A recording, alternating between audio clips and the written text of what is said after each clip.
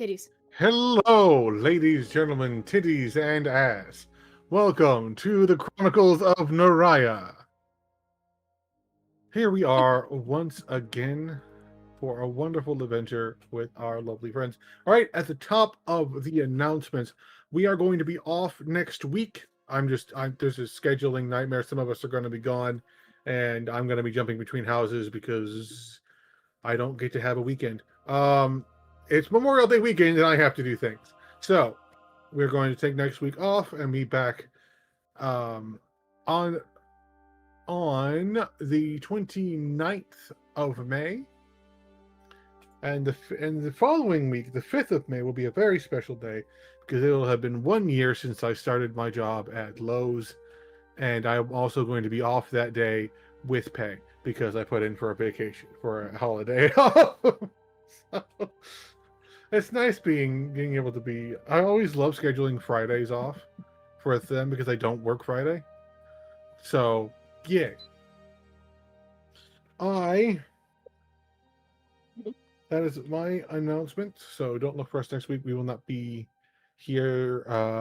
Though Mitch may decide to fill the slot with something else if he decides to stream anyway. So just, we will not be doing D&D next week. Do we have any other announcements? Mm-hmm.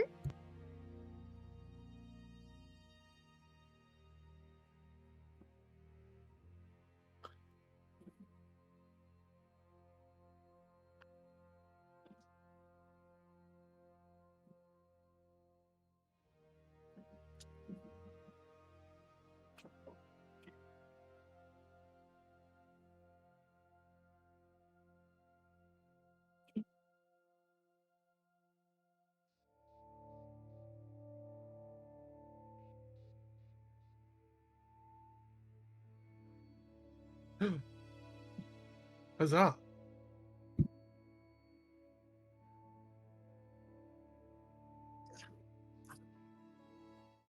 I might get that mango milkshake for Karen because it matches her hair. Oh, he doesn't even exist and he's getting me going. Oh my god.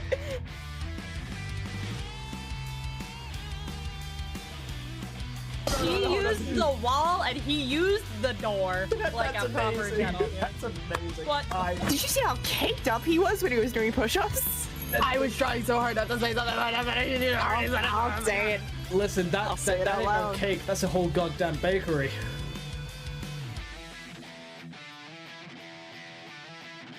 Wait, so gonna leave. What? You teased What? it. Oh, Don't yeah. cuck us. If you cuck us, we'll probably keep asking for more because we're gluttons for punishment. And we're not going to be happy about it.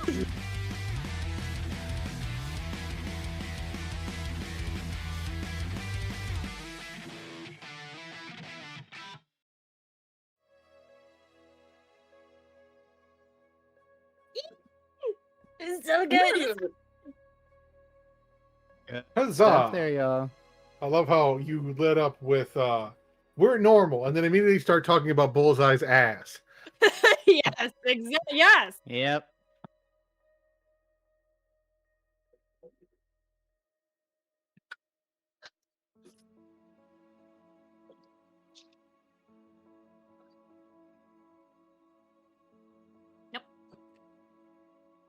Hold on, Mitch. Talk again? Hello. You're not. I don't think you're getting picked. I don't think Mitch is getting picked up. On No, he screen. is. No, he is. Oh. God Oh. fucking damn it. The internet gone out on your end? No, No. OBS decided to, just be like, you're using default mic. There we which go. is Okay, there you are. nothing. Your god fucking damn it has come through. Okay, There there we we go. Oh, I hate it. I hate it. Anyway, yeah, what you just saw was the teaser and intro for mine and Kay's podcast. Nerdy Page spectators and page. and Don't page. forget page. Sorry, I'm mad. OBS. OBS. But, Yes. How So dare before you be the most frustrating and yet versatile and ODS is it. yes, how dare you be the most versatile and available and well-natured option, which is also exceptionally frustrating. It's like our frustrations with D&D Beyond. Yes. It's like These things we could use happen. we could use something else, Yeah. but it wouldn't be nearly as efficient. Yeah. But yes, so that is the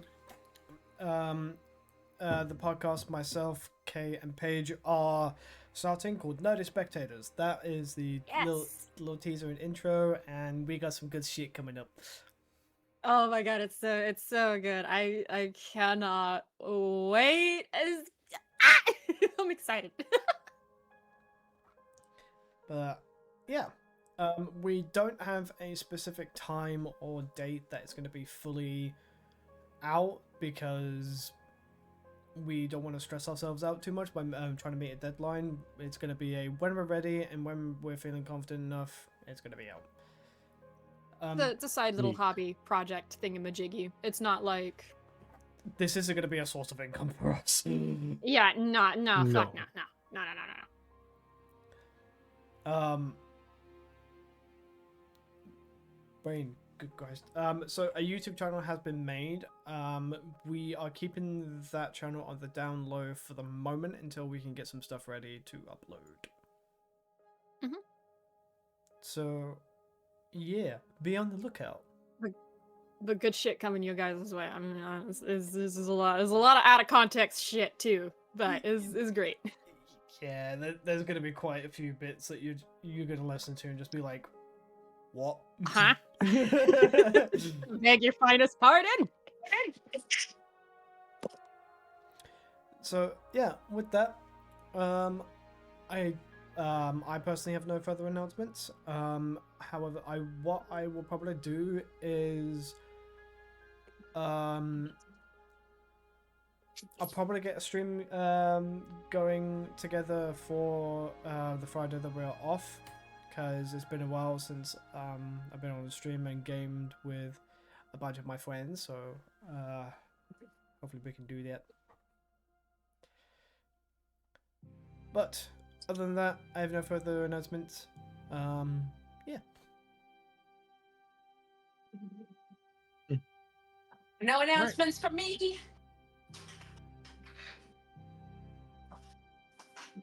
Alrighty. Alrighty. If that is all, then we shall roll the intro.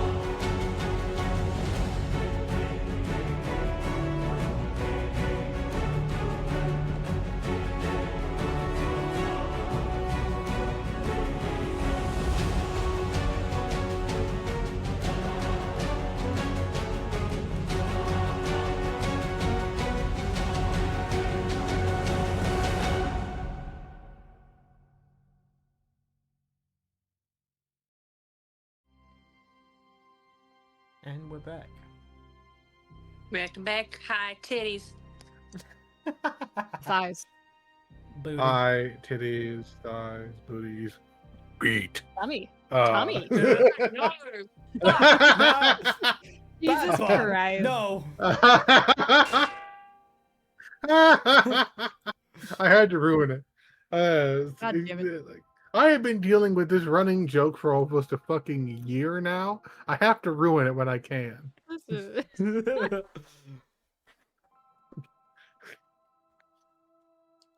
All right. Last time we wrapped up a hell of a boss battle and got some interesting revelations. Not the lightest of all is that we learned, and I did misspeak, I picked the wrong name, that Warden's actual name before he became what he is now was Brokier Ironheart.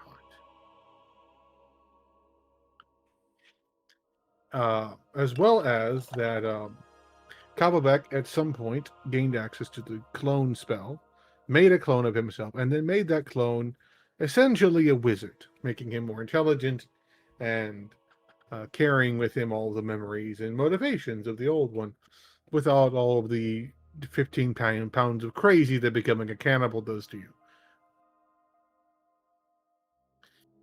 Shit. And there are some unresolved questions. His motivations, why he did what he did. Because at this point, the party has been moving under the assumption that, for various whatever reasons, that the Absolution crew has been working alongside, for various reasons and other things, Cyrodiax. But that may be coming into question. For some of you, it's not a question you're thinking on at the moment. Some of you are taking time to make decisions, to take a breath, to have conversations that you may or may not be dreading. So, currently paired off are Zeman and Draven, Warden and Mule. Jacket and Zara are not Jacket. paired at the moment. Sorry. Who's Niall Jacket? and, You just Niall and NPC'd him. so yes, Niall. Oh, he was getting pizza. Niall and Zara are, while they are not currently paired off, they are in something of the same place. They're in the same continent, currently on the same floating, certainly on the same rock in the ocean. So, they might at some point meet up. We don't know. They're both taking time to do some things. Ah, yes, the retrieval of pizza.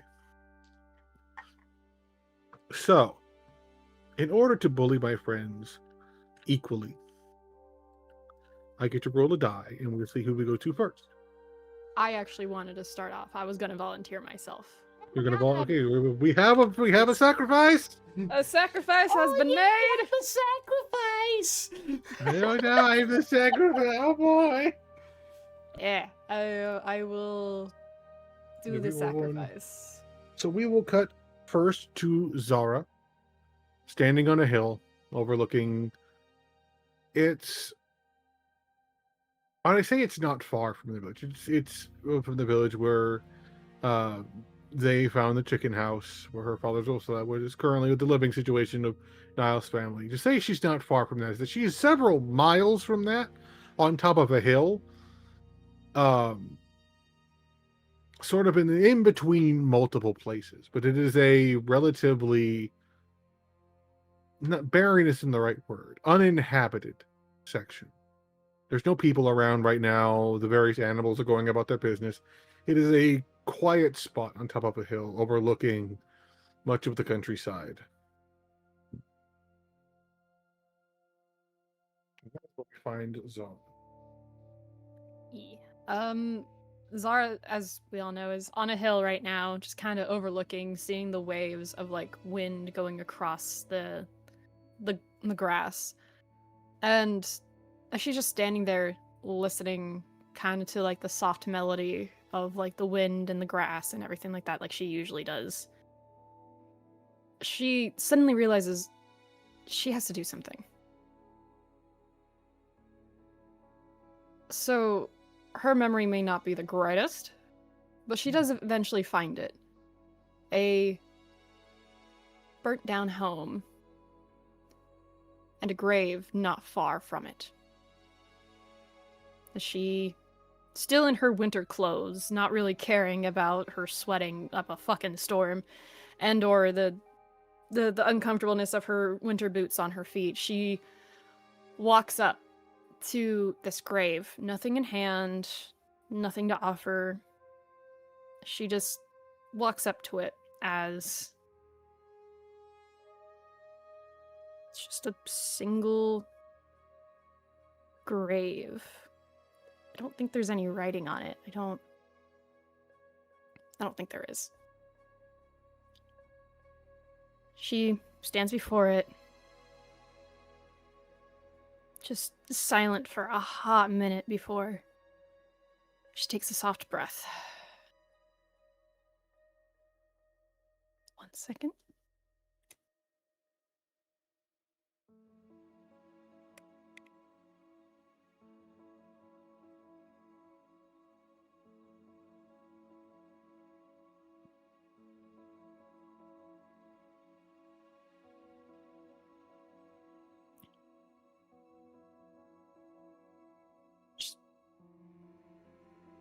Taking in the soft sounds now of like a song of the area. It's dramatic, broken, soft, heartbreaking. Then she starts to speak.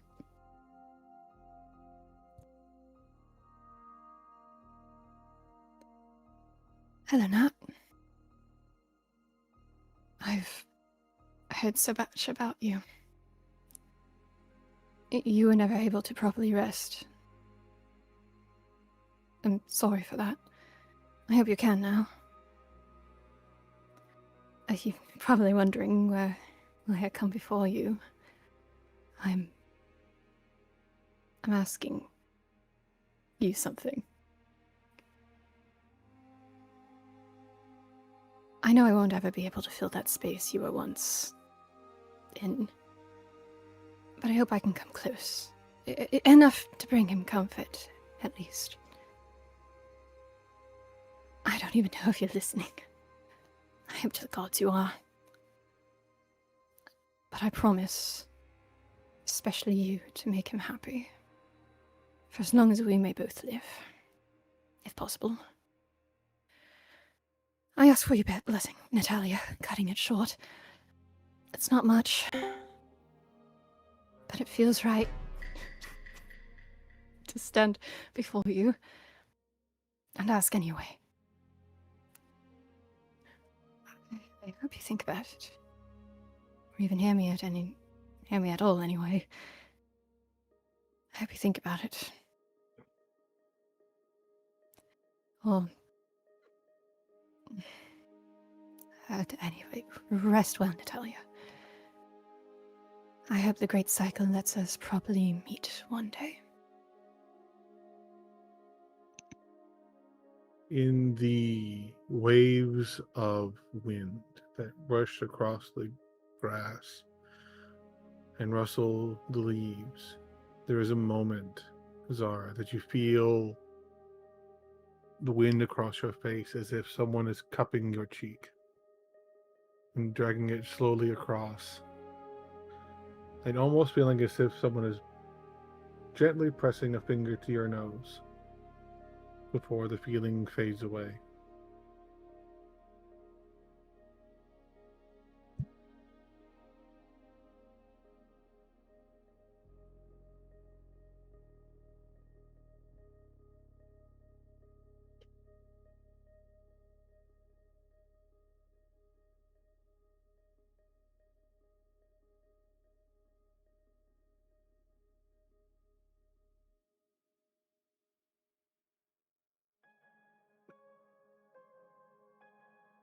Jackie, you good?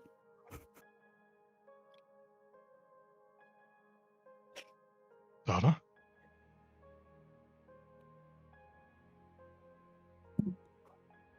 Zara's ears will twitch as she turns around, hearing the sudden voice.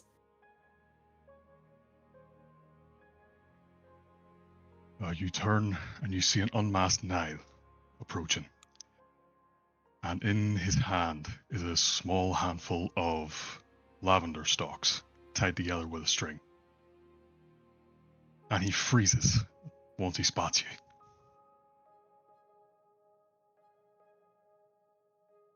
you. Niall. When did you get here?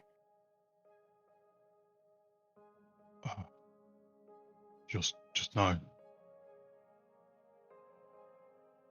How much of that did you hear? Everything. I see.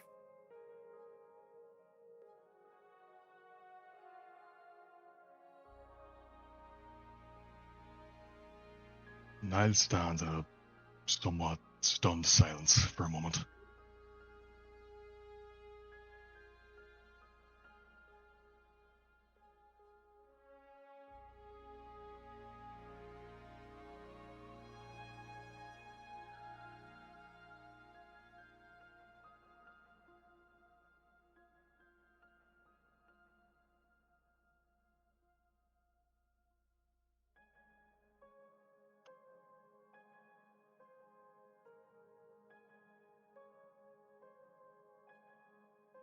Zara's gonna stand there, silent as well, just kind of stunned he's suddenly there.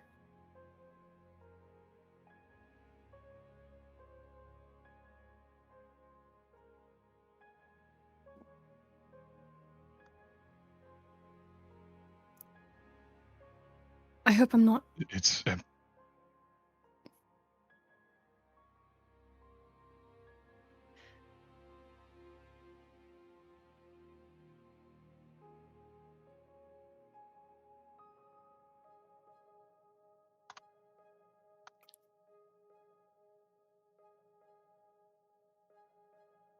just still. It felt.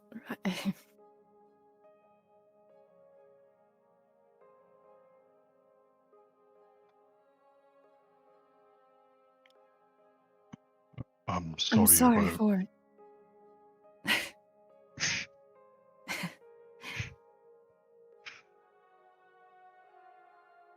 Nile moves past Zara to place the lavender on the headstone. After a moment, he eventually turns and locks eyes with her.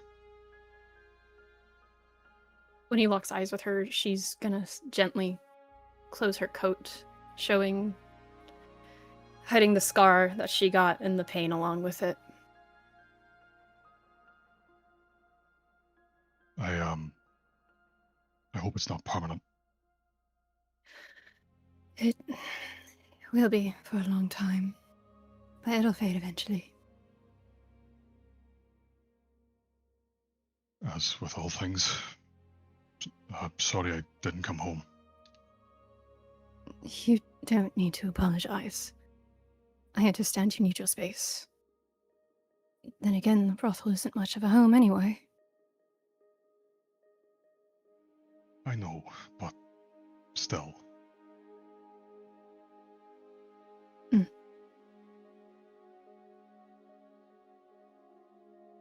Nile goes to place a hand on Zara's shoulder before hesitating and letting his hand fall back to his side. What you said in the north, did you mean it? Her head will immediately snap towards him, almost in shock that he said this. No, no, no, I didn't mean any of it. Did you? Nile looks away with an ashamed look in his eye. The whites of his eyes are noticeably red, as though he's been crying. No. No. Zara will notice Niall averting his gaze as she soon looks down at the ground near the gravestone and takes off her hat. The spell that it's meant for, disguise self, as she's hiding tears as she has been crying. Okay.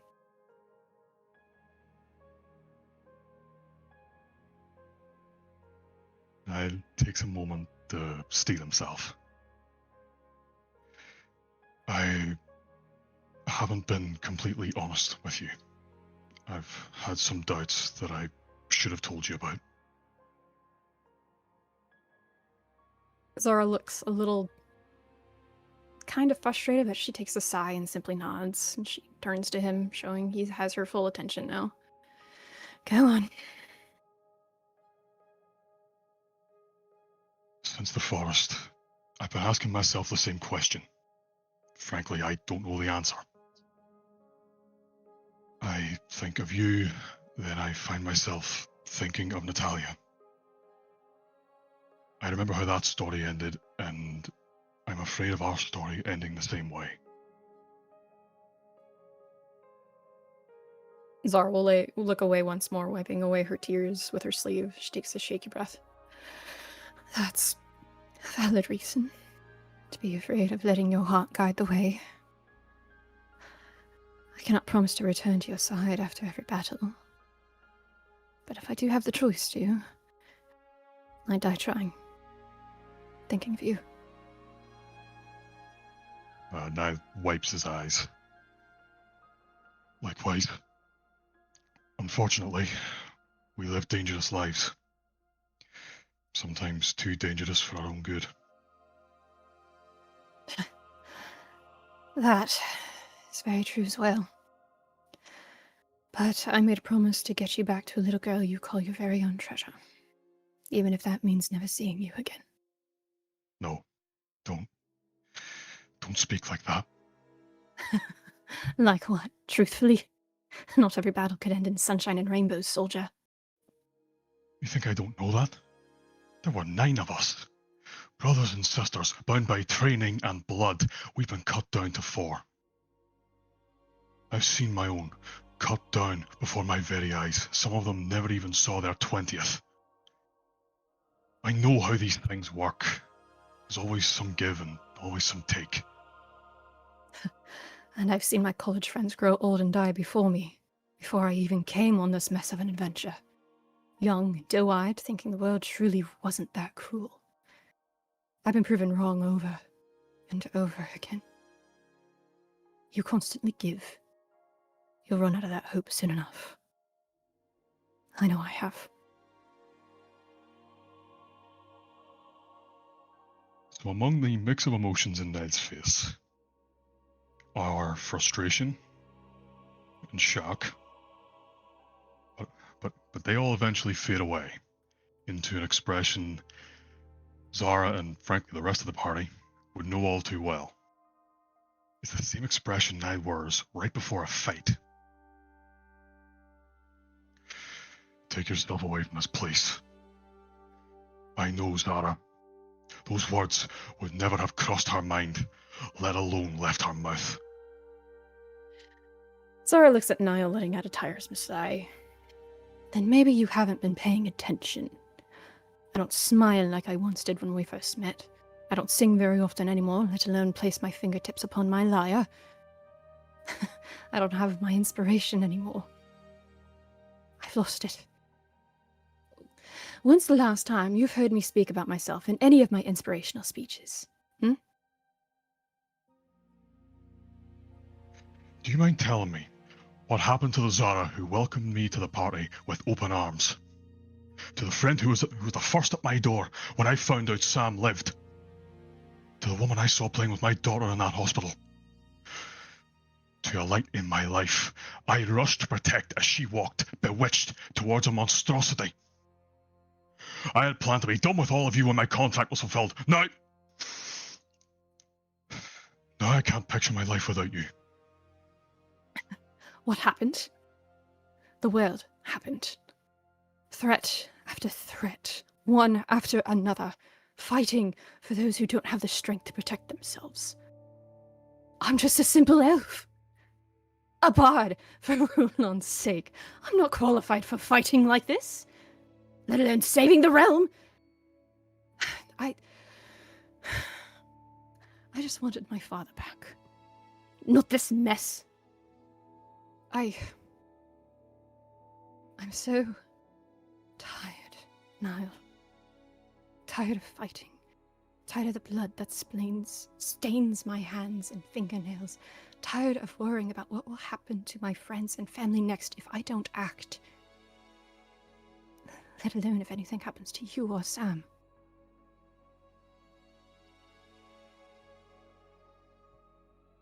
Niall stands stunned for a moment before wrapping his arms around Zara and embracing her. Zara will return the embrace, letting out a shaky breath. I want to quit, but I can't. There's too much at risk if I do.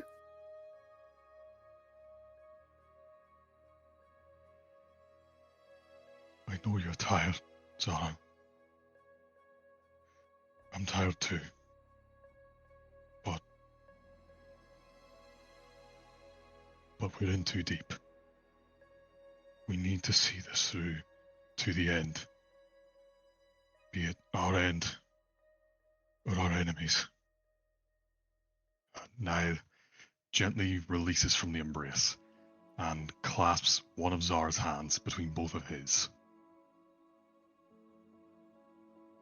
I will be at your side for every step. Your burdens are mine.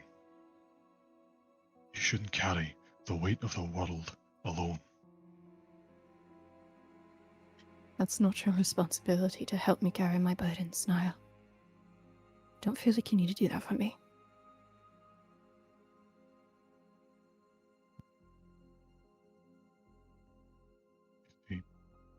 Someone once taught me that carrying too much weight will lead to the inevitable collapse of everything.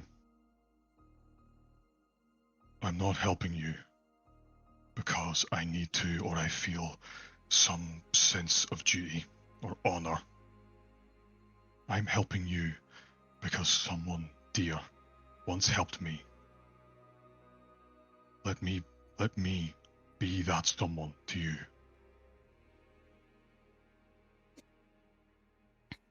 You are so much more than a someone to me.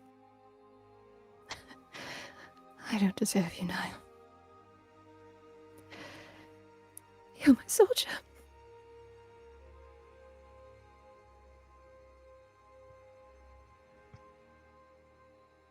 And every soldier needs their poet.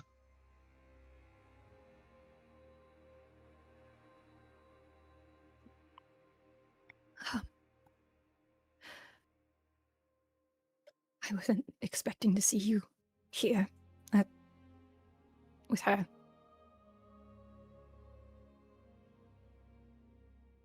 Neither was I. I should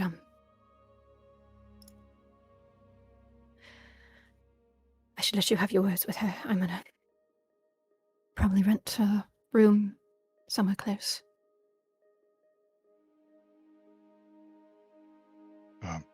No need. I've visited so many times, there's not much need for words anymore.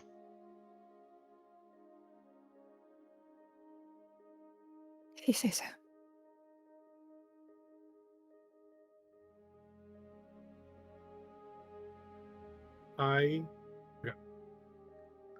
There is, as you are standing there, you guys have dealt enough with these things, these problems that have occurred, that especially when it came to bodies that were taken and bodies that were changed, the bloodstones, all that a lot of times their bodies don't survive after. They'll crumble, they'll turn to dust, there'll be nothing left of them. It is in this moment of you two hand in hand that you feel that sensation, Zara, again, and now you feel it as well.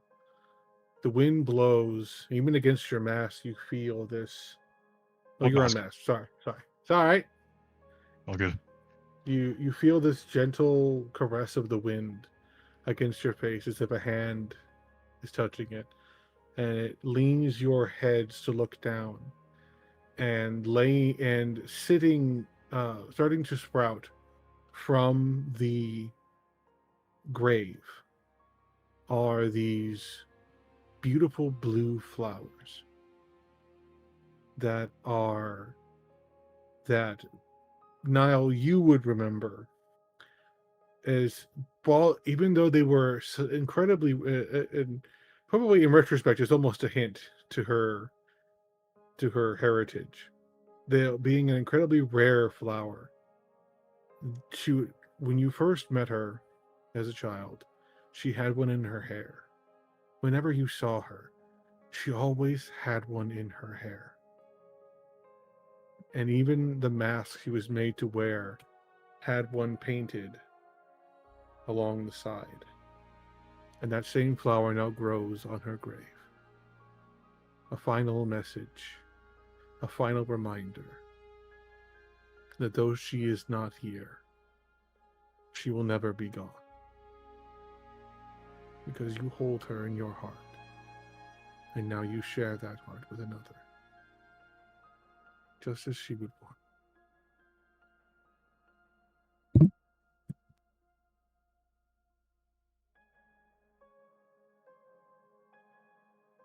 Seeing this, Niall takes a step back,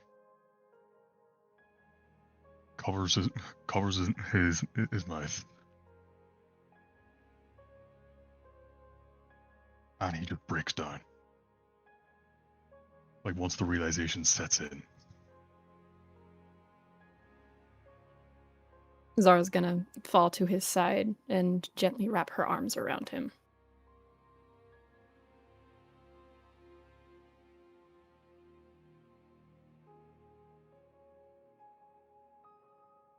It's all right.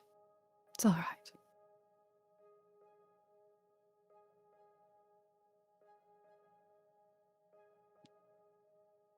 You let out whatever you need to let out.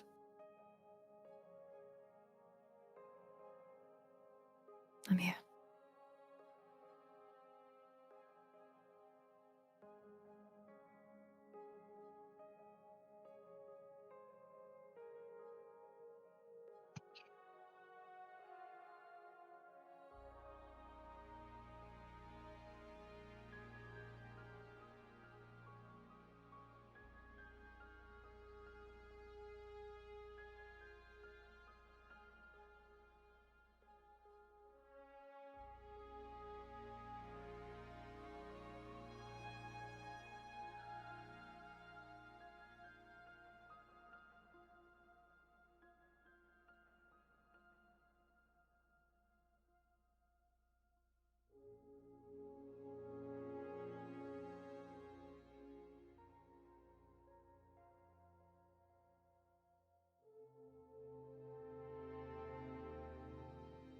After a while, Niall will compose himself and stand back up.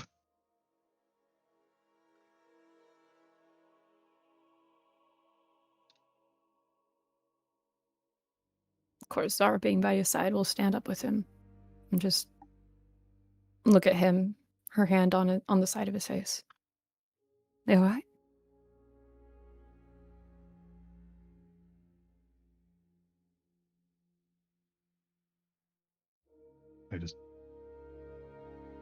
I just nod. All right. She'll take her thumb and she'll gently wipe away a tear.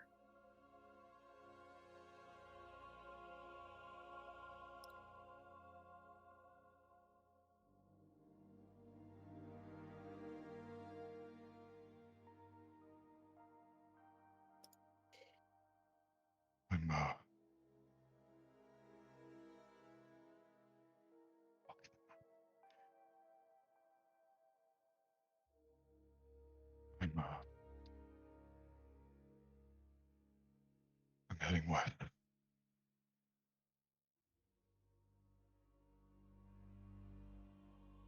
All right.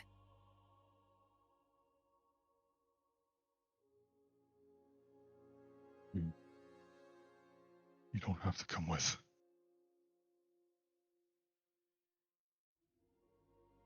Is that information or is that an invitation?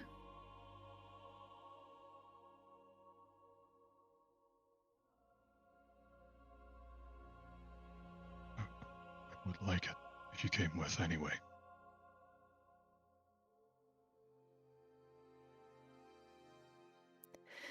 Beats spending 3 gold in a tavern.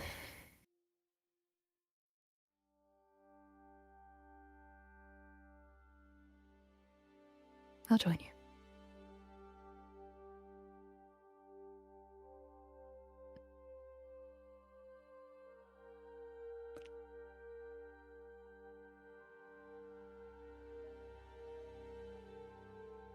Lord, you fuck. Sorry, I I forgot it. For context, to eventually- those. Go. You first. You first. You're the DM. But for context to those listening, the flower in question is the blue spider lily, because it's a very pretty blue flower, and symbolism. After a moment, Nile eventually composes himself, puts on his mask, and summons his horse.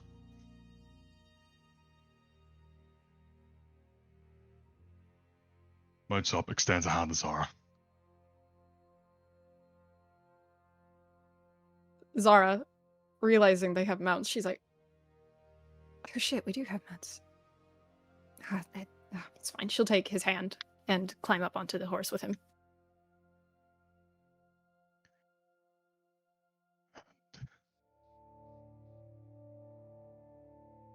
And if you don't mind me doing this, the two set off west towards Evening Wood.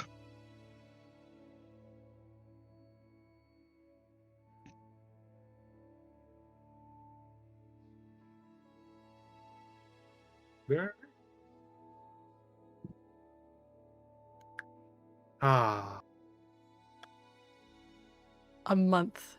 We've been Lovely. sitting on that for a month. worth it. Worth every penny. Worth Mhm. it. Ah. All right. Let's see. Now we are going to move to Warden and Mjol. And I guess Lathia. She's also there. I gotta shit a fuck. Oh yeah. Well, I had this meme queued up for a while of what they're doing.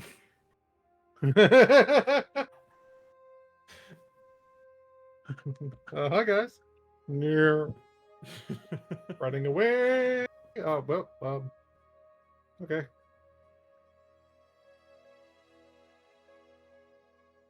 Actually, I forgot what we were doing because I was originally gonna go pick people up, but I'm also like, do I now go leave them alone for a while or?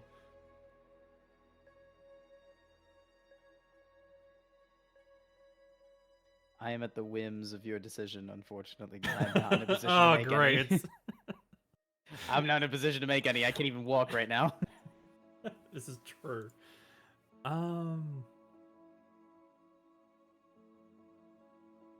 don't know. I guess I'll send a message to Zara to see if she's busy.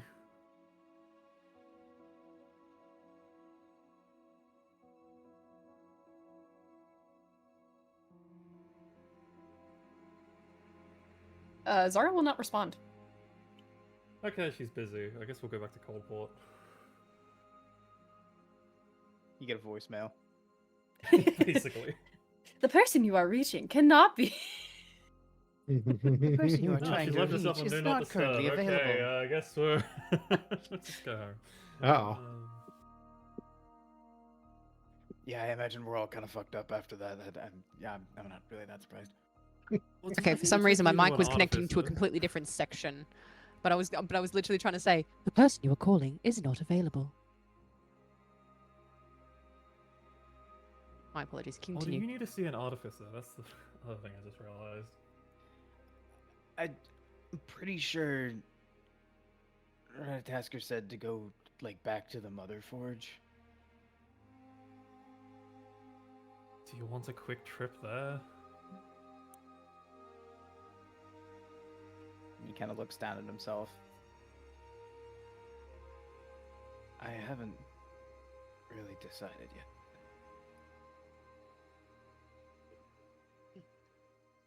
I could make you something in the interim.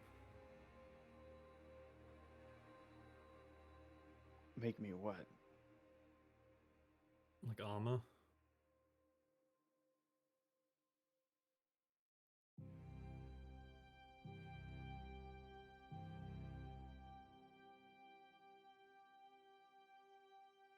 Oh. I guess that would be fine. Just to... I don't... It's been a while since I've felt naked. Actually, the more I think about it, please. Would you like plants, stone, crystal, precious metals, gemstones, adamantine, mithril? You know what? I was never a paranoid person before this. The adamantine would be great. Okay, I'm gonna cast creation and restore Warden's armor temporarily.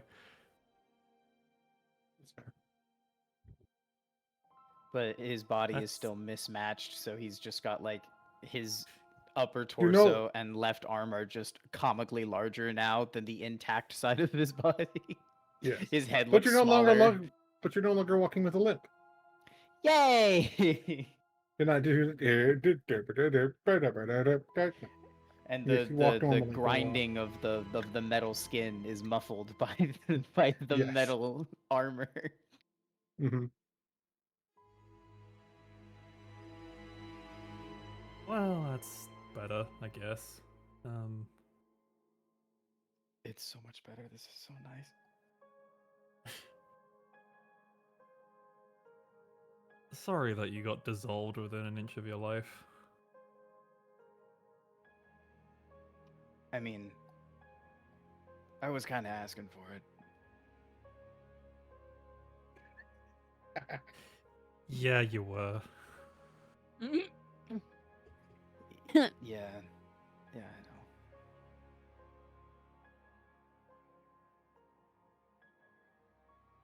Alright, let's go back to Coldport and see what the other two are up to.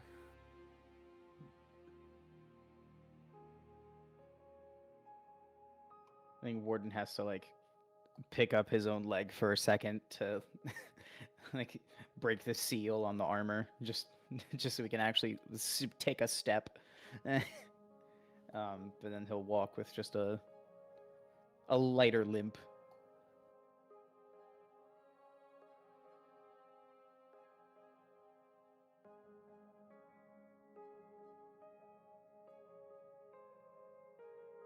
We go back to Coldport and see if we can find Draven and Venwin.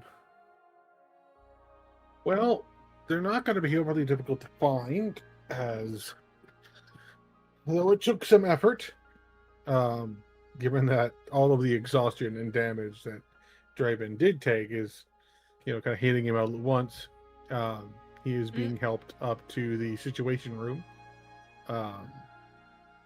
You guys arrive on the ground level, and it is weirdly calm. Like you expected, for as much as trouble that was going to cause, you expected it to be, more of a problem. But you also have to remember that Coldport was one of the first places to get any warning of this happening. So they kind of, you have a lot of people here who take care of business. So most of the Wendigo that were here got found out and taken out. Some were arrested and shoved into a cell and then died. Some resisted and then died. So it wasn't as much of a problem. But because Draven and Venwin are higher up in the tower, they'll experience it first. And you guys will sort of experience it as you go up the tower. Because as per usual, the higher up you go, the more there are dignitaries, the more there are politicians, allies from around the world, the council themselves. And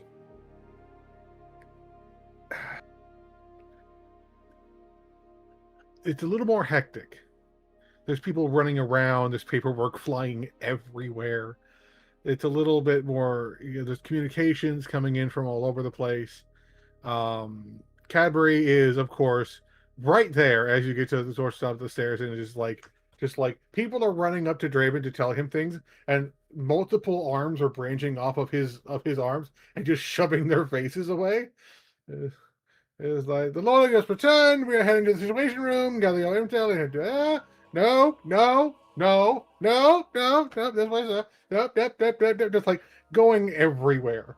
Just like he's getting you to the situation room so that they can, in a calm and orderly fashion, tell you why everything is on fire everywhere else. I will say, as you come into the situation room, you see Draven marking points on the map. He's still in full armor. He has not had a time to de-armor, do anything else, and he's putting points on the map of like, okay, we've heard intel that some people have gone missing or disappeared here at this exact same time. Because of everything that's happened in the previous combat, he is looking horrifically disheveled and exhausted, but he is fighting through that to get this done because it's yeah. So while you are doing that, Cadbury is very strategically loosening this bit, slowly de-armoring you bit by bit. It's like you know how like you'll see like people like suit up into mechs. It's like the opposite of that, where like there's a billion like little hands that like sort of lock the things into place. He's doing the opposite. There's just a billion tiny golden hands slowly working your armor off. Yep, and also pausing usually when you're pointing at things. And also, Jackie, that is very, very much the case. It is just an absolute fucking shit show. Yes. So the specifics. So first things first. First thing the Driven will note is that there are 2 members of the council that are just outright missing. The vampire princess is missing, but she is also. You also have been informed of where she is. She returned home to deal with with another issue. She is going to return shortly. She's just because she has also learned the door magic, so she is doored home before you arrived, and she will be dooring back with information from them because weird shit's also even other weird shit is going on in the Kingdom of the Night. And so she's doing that. There was the odd couple of the dwarf and the elf. The elf being a somewhat distant relative of Zara, of Zara's dad, one of his adjacent relatives, who was like a more politician, who was also partially in charge of trade, and in fact made a trade agreement between them and the dwarves. He is missing, and no one knows where he is until about an hour ago, where they found his body had crumbled into dust, as he had been replaced since before the council was founded. Hearing that update, his dwarf companion completely he's just staring at the floor. Completely. That was his best friend. And he is just completely mortified. Hearing that news, you hear an audible "fuck" from Draven, but also he's walking up to the dwarf, picks him up, and he's like, I understand what you're going through. Now is not the time to crumble. Do him right. Get shit sorted. Go. And He takes him by the head and it's just like, would he want you to sulk and crumble right now?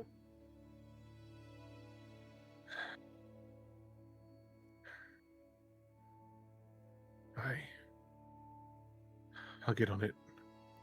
Good lad. I have reports coming in from the shipping, from the docks, from trade ships. I'll get the reports. Good man. points to a couple of Storm Guard. Stay with them. You are security detail for the moment until he can get his own. Help him with anything he needs. Go.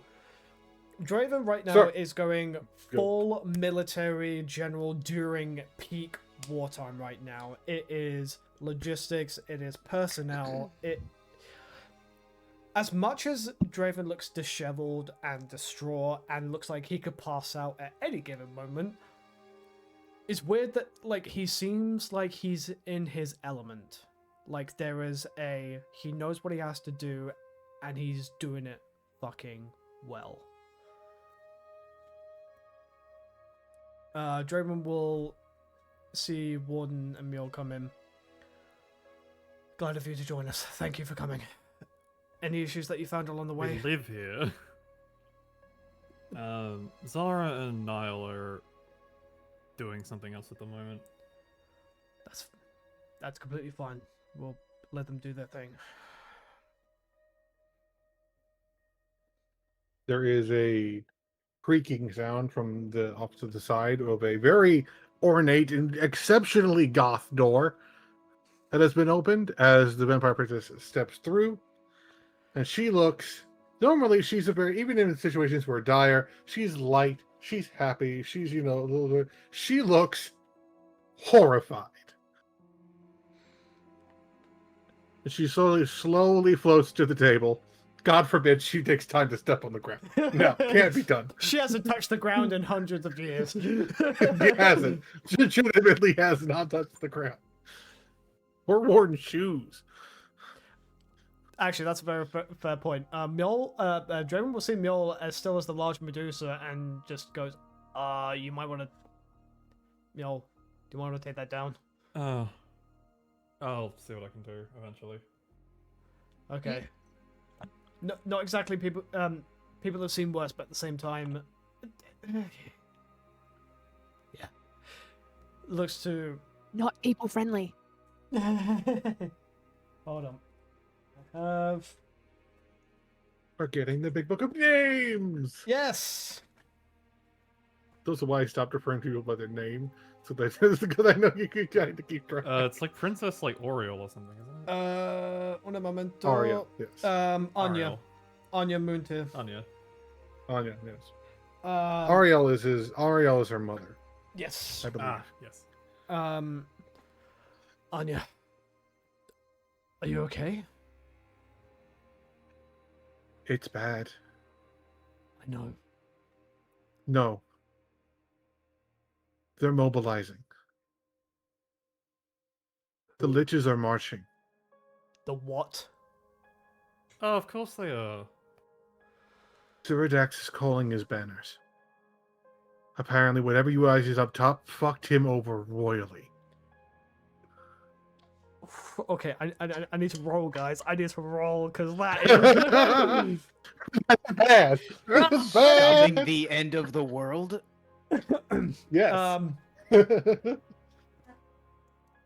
Draven kind of steps away from the table and onto another table with ornaments, candlesticks, candelabra, anything, and just sweeps them off. I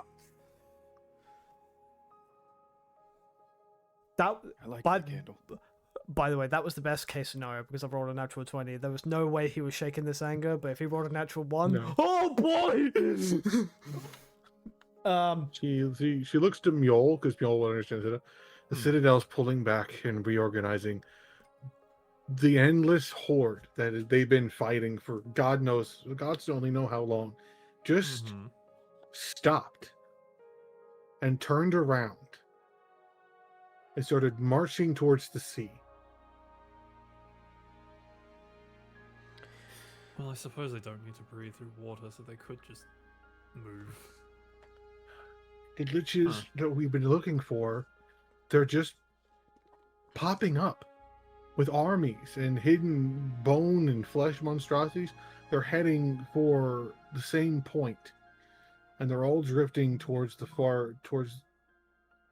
there's this place we've known about for a while, but we didn't know what it was because it was too dangerous to get to. But I haven't just been having parties. I've been doing my research. So I knew Ceridax was going to be a problem because he's back and you guys keep ruining his plans. Doesn't like that. We do. Known to not be a big fan of that, which is good because his plans involve mass genocide. Whatever he was going to do with the Wendigo in the north, and just think about this: if what the guy said about what the kind of threat they pose, he had spies, people even on our council, spies over governments that are probably having a terrible time right now that you've been getting reports on. Think about just civilians, politicians, a spy network that was years in the making that he could have gotten information on anyone, anywhere. Not to mention an army of monsters that's only job is to kill and eat people to make more corpses, to make more army. Gone.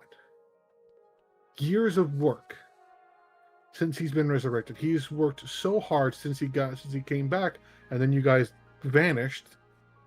He took those 2 years to build up his forces, to build up his power. He didn't come back as strong as he wanted to be. It would take him decades to get back to the level of strength that we have in recorded history, even if it's less than accurate.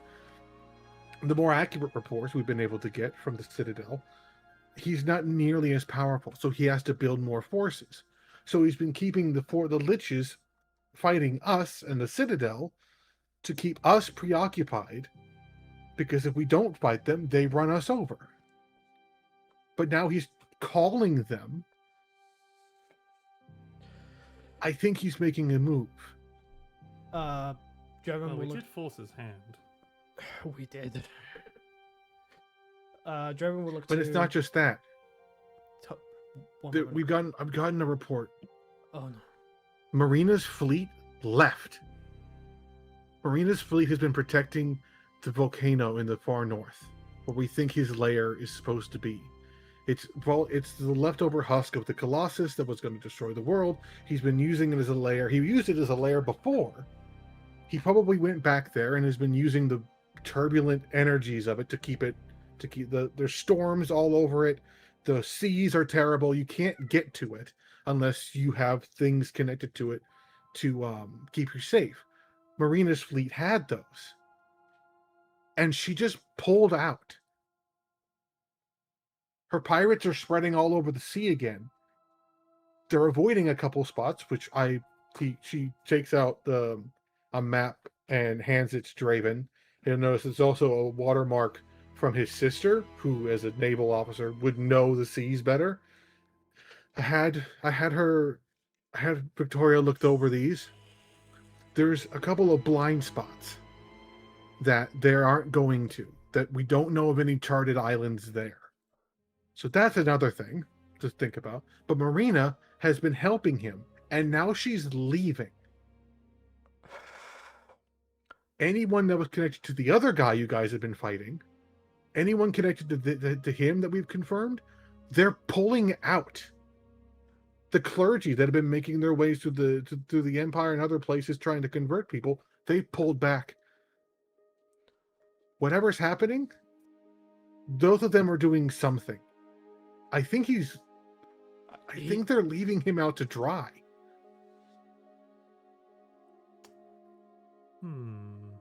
Right. Interesting. Capri, get Cobra in here now. It's that. As he said that, he finally removed your chest piece, so you're like, you can breathe better now. And he just, it's not very long before he and Corbray return, but there is a couple of minutes. Those wheels go really fast. Corbray. I have an ancient history question. Yes. She put out a map of all the spots that they were avoiding, right? Yeah. Would any part of that map, or any of those spots maybe specifically, trip any reconstructed memories of mine from the first time the Wendigos came about? Not from them specifically, but there's pieces of, because you had done some traveling before, and there are what they called in those days were the calm spots, places where the wind didn't blow and the currents didn't run, but were overwhelmed with monsters. And that there were seemingly islands in the middle of them, but you couldn't get to them. The seas were dead. The monsters were running free. There was no wind. They just stopped. Even to the point where you would know that in the old days, and something that's common sailing practice now, but was only just discovered before their transformation, is people would run their ships along the wall that these winds would create to get a boost to get across the continents faster, mainly for purposes of war, because back then everyone was fighting. Hell, your group coming together to face the Wendigos was unheard of, which is why there were only, a few of you.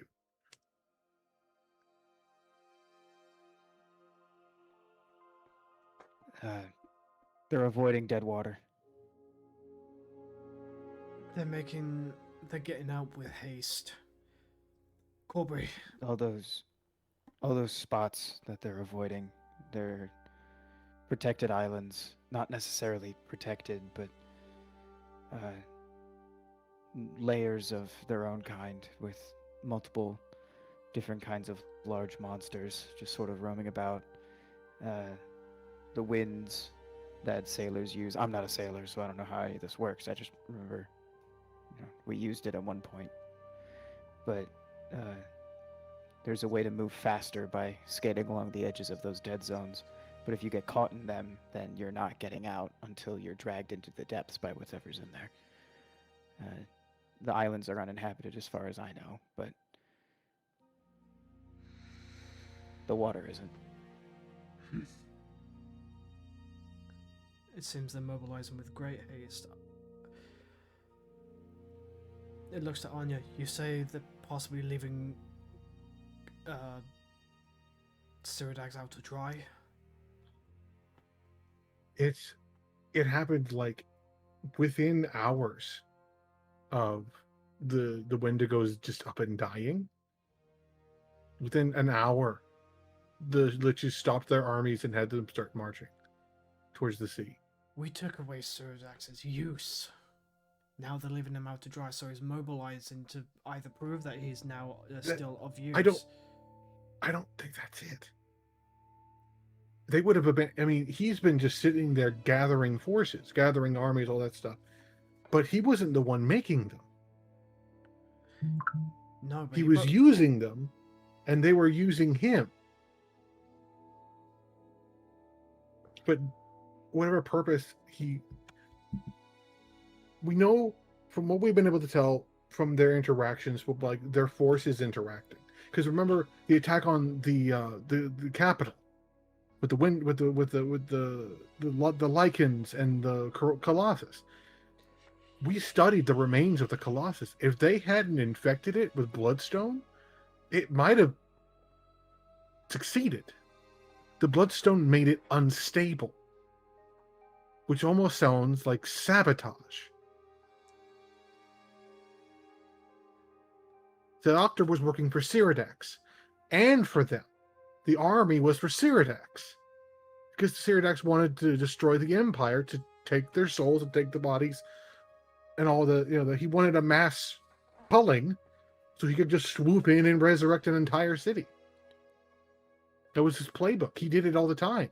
He raised armies of monsters, steamrolled settlements, and then just resurrected even the dead monsters.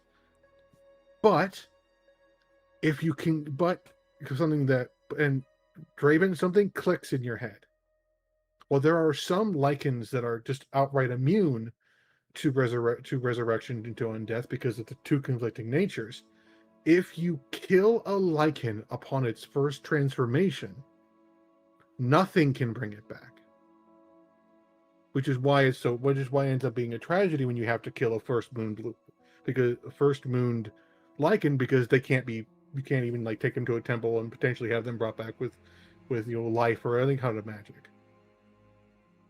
it permanently kills them. Meaning they were sent after the city on their first moon intentionally. Someone on the enemy side is purposely sabotaging Cyrdax. Why? Corby, I need you to mobilize a group of specters. He points to the map on like a coastline before it meets the sea where they're mainly confounding. Rules of engagement. Observe, do not engage. You get engaged, you fall the fuck back. I say.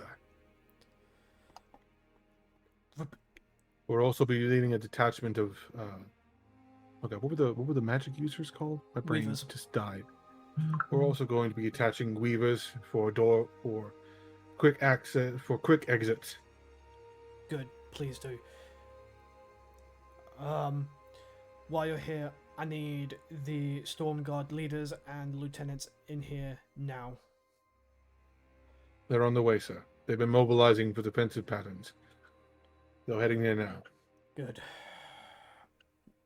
I need to He give them. I need to bows give his them head specific- and And Colbury, he bows his head and yes. don't do anything sir. stupid, please. That's not my job, sir. I leave that for the Vanguard. He bows his head and just sinks into the shadows. Draven right now is like head in hand, just look over the map, looking over all the reports, and you can tell he just wants to pass the fuck out, but is actively trying not to. Okay. There is something I want. So all four of you are here. Four? Lexi is You, also here. Venwin, Nope. Warden, and Mule. Nope. Venwin- Venwin's flying over the city at the moment. Oh, Ven- that's right. Venwin. So three of you are here. Sorry. Yeah, Venwin's running point on Um, civilian stuff in the city. I would like each of you. It doesn't matter if at this time it doesn't matter if it's the same roll. I would like each of the three of you to roll me a check as you look over the information, look over the maps, look over everything. I want you to. There's the potential for you to piece a very important thing together. And Draven, you're going to be doing a flat. Normally, I would be giving. I would be giving you inspiration, but because you are knackered to fuck, you would be at disadvantage. So it's a straight roll. Okay. Cool. Warden, you it doesn't matter. It could be investigate. Your options are investigation, perception, and insight. Whichever one of those three for you is best. By all means, roll it. If it happens to be the same for two different people, do so. So my perception is shite, so I'm not going to use that. My perception and investigation, my insight and investigation are the same, +9. I am gonna guidance Draven because this is his kind of fucking deal. So you're gonna get an extra D4 to whatever you roll. You said we could use investigation. You may use investigation. I rolled a 30.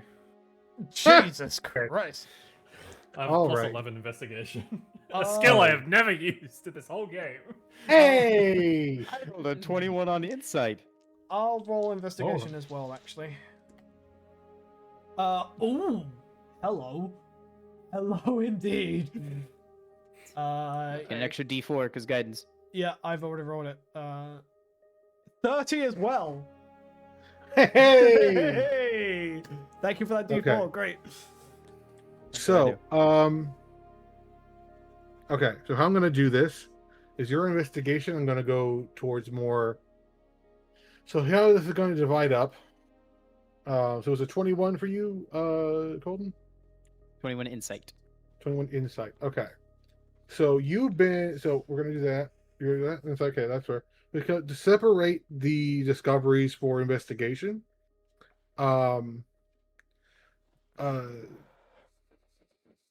Mule is going to notice something on the level of she's like one of the most powerful mages in the fucking world, and that there's something that she can see from these observations that it will click for her. Draven, you'll be looking more at it as like a more military style Mhm. of you're seeing these investigations, you're seeing all these things, and something is going to click and make sense to you. Mhm. We're going to start with Colton because he rolled the lowest, but still rolled really good. Yeah. Yay. You you've been around a very, very, very long time. You have met a lot of people. You have waged many wars alongside the Warforged, and while you may not always know what to say, you may not always know what people's intentions are. You recognize patterns of behavior. All of this seems to be too clean. So you look at the reports and you look at the two different reports, the reports of the noticing a Marina's fleet leaving, and the notice of the reports of the stopping the undead army stopped fighting. Something you have realized as far as behavior, Marina pulled back first. She pulled back as far as you basically having your ability to know what time it is all the time, and like proper like mental record keeping. The timeline of Marina pulling back coincided with you guys teleporting out of the room.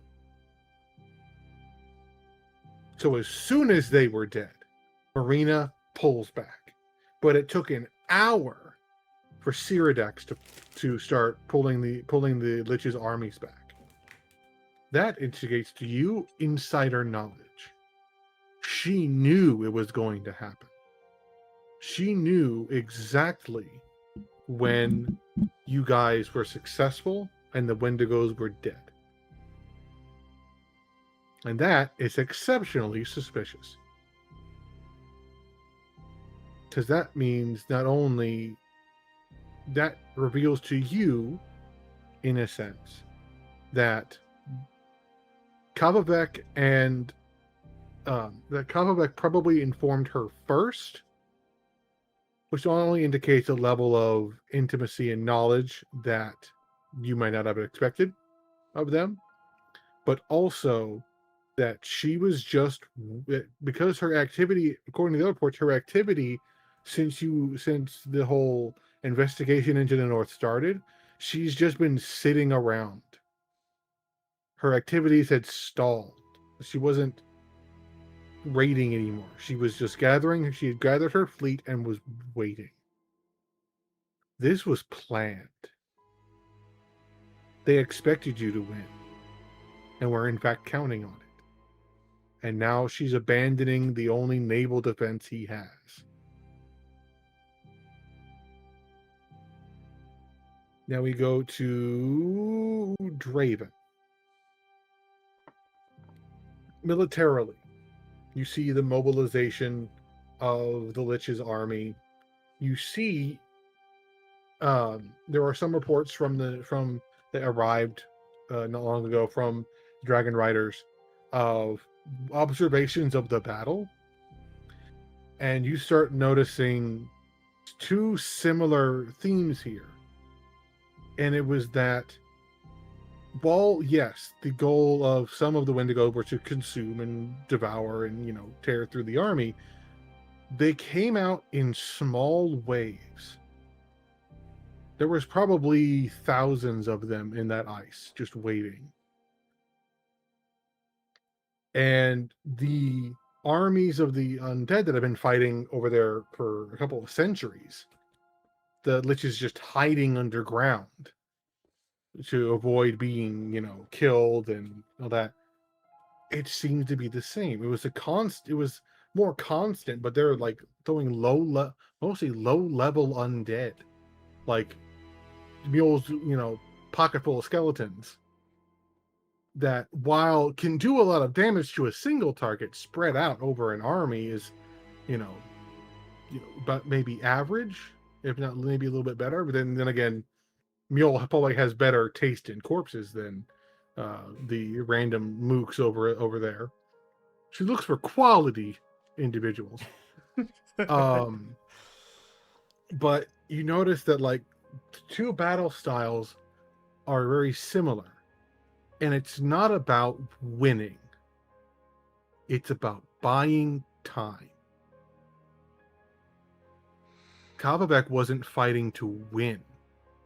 Hell, that giant deer monstrosity probably could have won them the fight, and yet it stood in the far back, fighting Rogar. I mean, not trying to kill him, just fighting him. The army could have swarmed over that village, and hell, with the size, even the size that he showed you, they could have swarmed over the entire, civilized areas of the north. It was a stall tactic. He wasn't trying to win. But an army that could destroy the entire north and then spread down all of Roshaka? Or an army of undead that's fighting for centuries that, if left unchecked, could sweep over the entire continent? That doesn't sound like just attrition tactics of trying to win. That sounds like bait. He baited you, drew you in, bought himself time with the army to keep up appearances, and then you killed him. And the massive spy network that he had been harvesting for years for Ceridax is gone in an instant, as well as at least one of these massive armies of monsters. They used you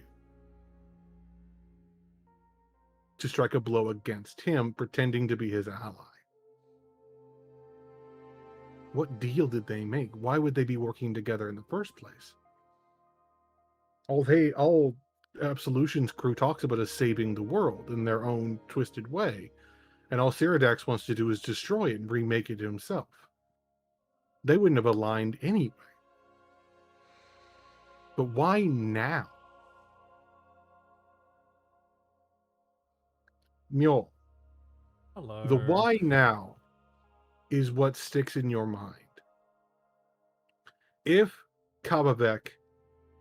this new version of Kavabek is a wizard or some standard of mage hybrid that is potentially intellectually on par with you and is able to plan these things out, because the original Kavabek, while a clever man, was nowhere near as smart as you would be considered now. And there's not a lot he could have done to get that way. You understand sort of how the fabric of reality works. Some people are... You can certainly increase your intelligence, but you can't just leapfrog that. But if he made a clone and used his abilities as a shaman that clearly could engage in flesh shaping to manipulate that clone to be better at things than he was, potentially even smarter or more powerful than a Draco Lich, what if what he needed Ceridax for was the ritual for freedom? But now that Kavabek's other half is gone and he has his full power now, what if he doesn't need Ceridax anymore? What if he's going to get himself freed without his help, and therefore has no more reason to supply him with bloodstones and corpses? It is pulling back.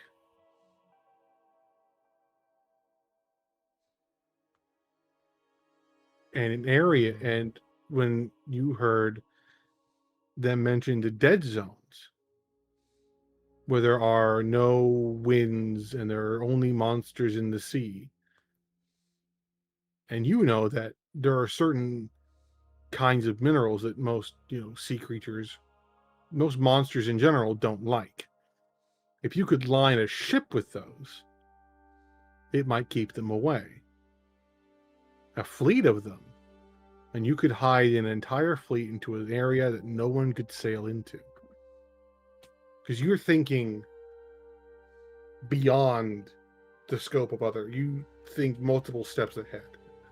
So you're not just caught up in, all right, that's probably the reason there, but why? What's the next step?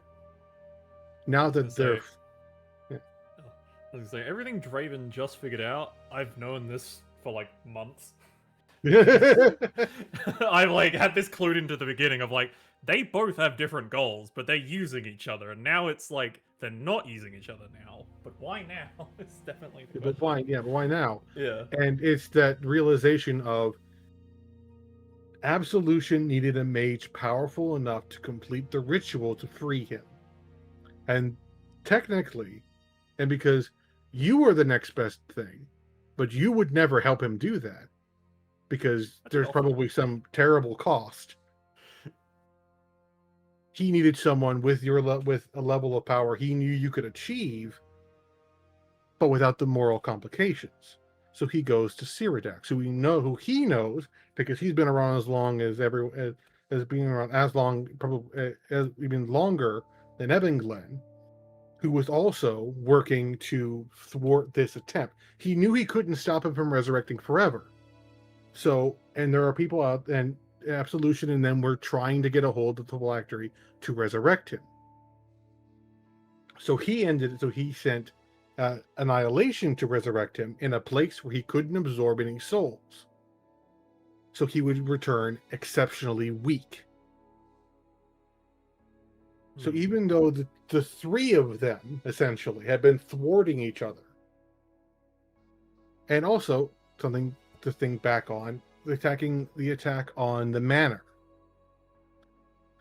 that with enough of them, with the army that they sent, if they had sent that army to attack the manor, the defenses wouldn't have mattered.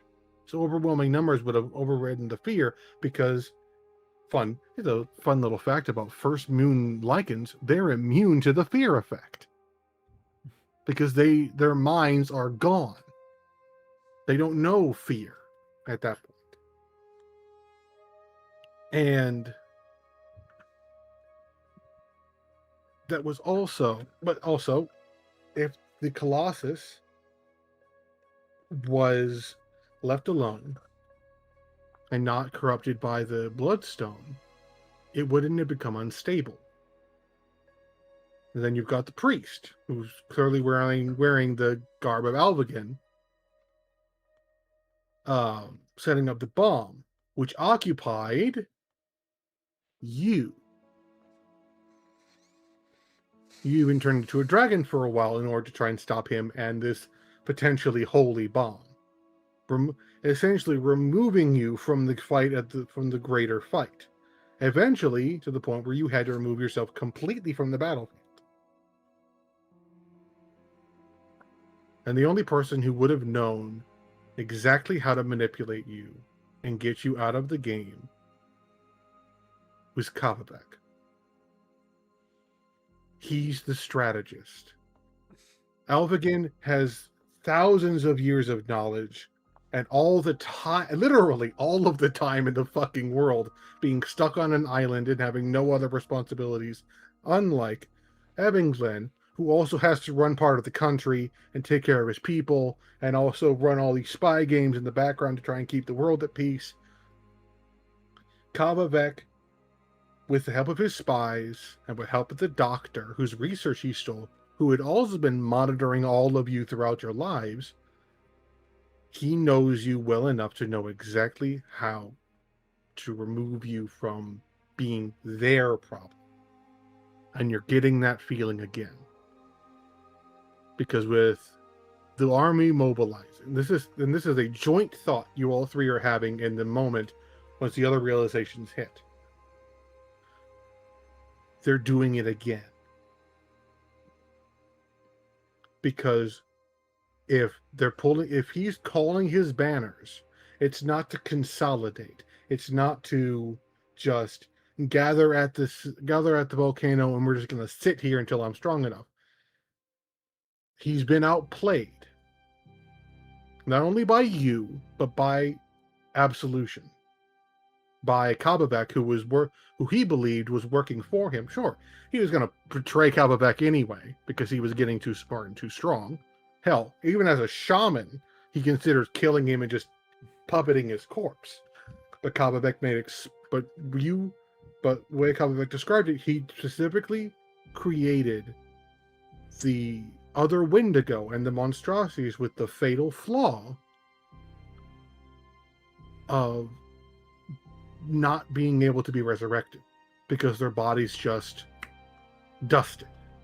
Their bodies deconstructed after death, meaning they couldn't be resurrected without higher level magic, and that's entirely too much resources to spend on an army. One person who was important, sure, but an army, he doesn't have those kind of resources. And all of you are realizing that though the word inadvertent is not the right word. It is, though it was not to benefit you, the happenstance of their plan does. Because they've removed a lot of protections he would have had. It's going to take time for that army to get there. Even if you guys take time off to recuperate, to plan, to gather your allies, Giradax isn't going to have enough time to recall and mobilize before you guys would be able to stop him. And that feels intentional.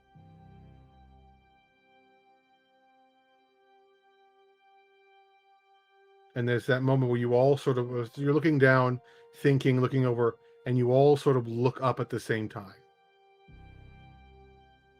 And the connection is made. Helps that you literally have a mental connection link. Yeah. Like, wait! Has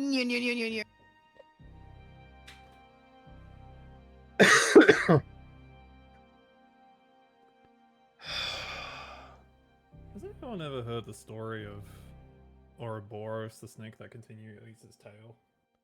Mm-hmm. Heard of. Have you ever heard the story of the balance of opposites? Which is basically 3 snakes eating each other's tail. Believe so. So you have 3 forces of interlocking snakes, and they create an equilibrium because they're all trying to devour each other. What happens when a 4th snake comes along? How do you convince the 4th snake to eat one of the other snakes to break out of this cycle?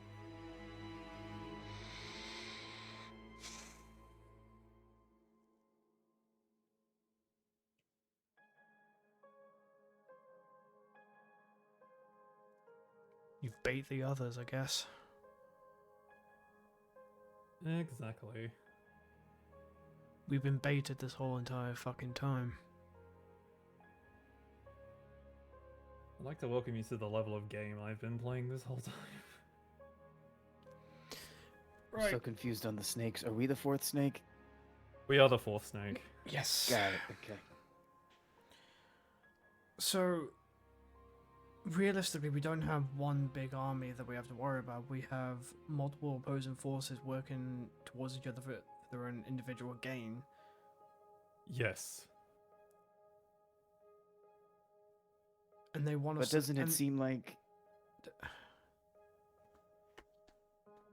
They want us. Doesn't it seem like... You're the Go boss on. here, man. I'm sorry. You're good. God damn it. Either way, we're fucked. If we focus on one, the others are gonna mobilize and continue with their plan anyway. If we try to spread ourselves thin, we weaken ourselves, so we're fucked either way. Not necessarily, but yes. I mean, doesn't it... I'm thinking about snakes now. Doesn't it seem like at this point that 2 snakes, one snake wasn't eating the other snake so much so that it could heal more, and then the other snake was eating the 3rd snake more so that it would be shorter. And now, at this point, the 3rd snake is almost completely eaten, and now it's just 2 snakes. Pretty 'Cause much. His armies are gone. He's had to, well, his additional armies are gone. He has to pull back the armies that have been waging war this entire time. And the snake that hasn't been eating so much, Marina, has now pulled away. By the way, at the exact same time that we killed Kavivek, so we know for certain that they were in communication.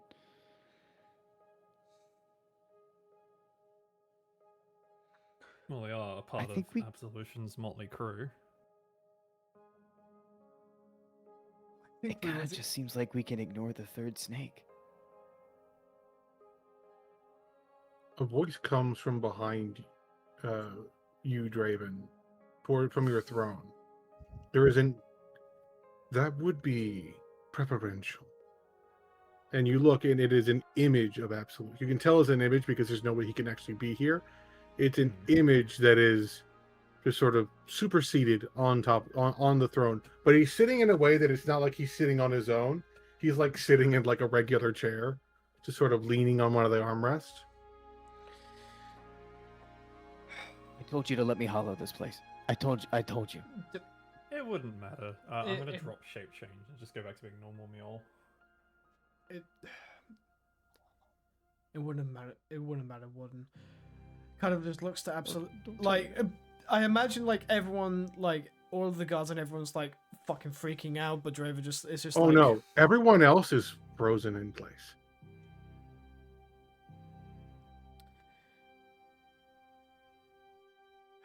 I thought it would be better to have a private conversation. Oh, of course you did. Right. I mean, it saves me coming to talk to you, so.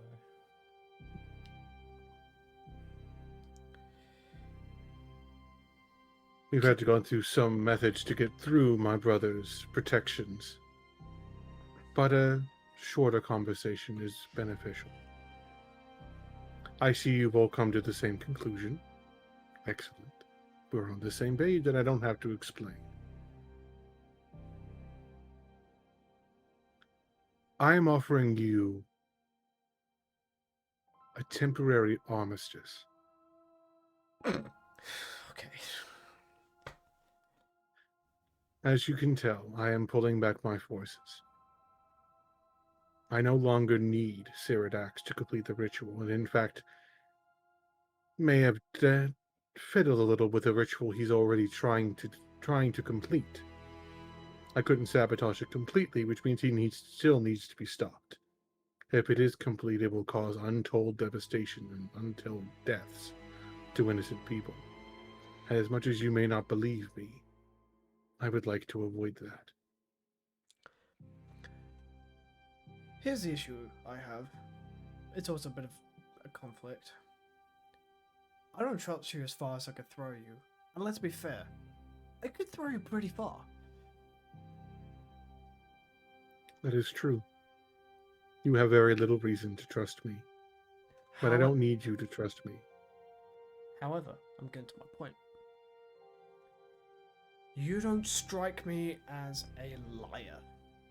Something tells me your word is your bond because it's one of the main things that you have. You don't have much else, but you have your word and you stand by it. Probably due to the fact that people have taken your word and taken advantage of you, so you try to be better than those people. Completely understand it. And you know what? If it wasn't you, that would be noble. However, we know you not to be a liar. You've proven time again that you're not a liar. But we can't trust you all the same.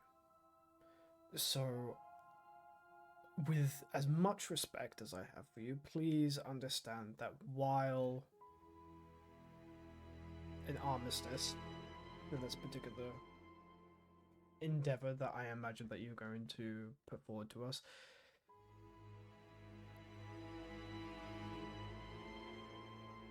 it's a little...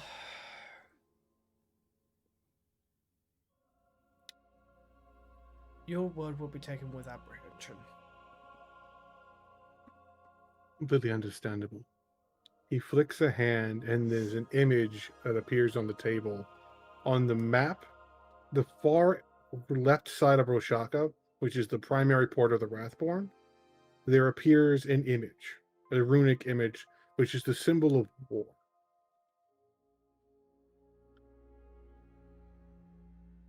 This is a option A, option B situation. Option A, we agree for a temporary armistice. I pull back my forces and cease all additional support to Cyrodiax, leaving him open for you and your allies to defeat him properly and hopefully permanently, because he is the one who poses the most active current threat.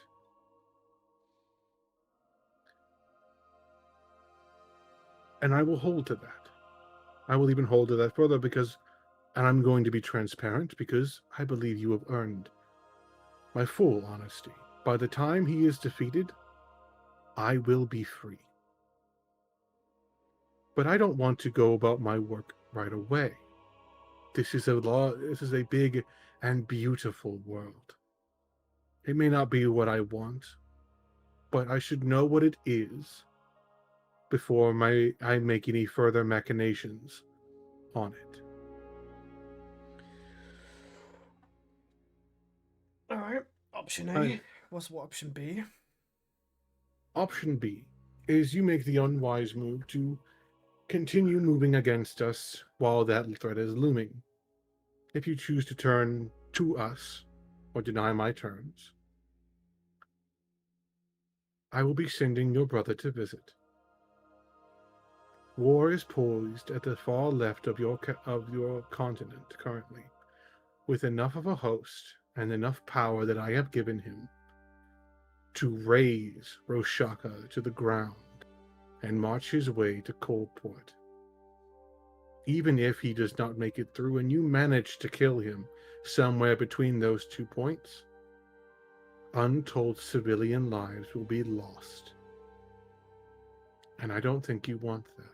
But to come to these negotiations without a manner of ultimatum would have been unwise, lacking. You will have your chance at your brother. You will all have your chance at me and mine, as they want their piece of you as well. We will have our fight, but now is not the time. You may tell the others who are not here the truth, that yes, we have been manipulating things in order to make sure he is in a state of defeatable. I'll be honest. I can't defeat him on my own, even if I was freed. He has tricks and strategies in place specifically to counter myself, Annihilation, any of the vassals. But all of you are the one thing he has never failed to underestimate. You are mortal. Your lives, however longevified by genetics or magic, you know the value of life, and you cling to your lives and the lives of those around you. And that calls to a strength he cannot possess, and I struggle to conceptualize. It is only through my companions that I have glimpsed it, and I hope, once I am free and I can see the world for as it is, I will gain some insight into that. Once he is defeated, there will be a great time of celebration and rebuilding. And I will give the world time to do that. I will give you the time to do that. To rest, to recover, to build your strength again. Because to deny you a proper chance at your revenge and to try and stop my plans would be rude.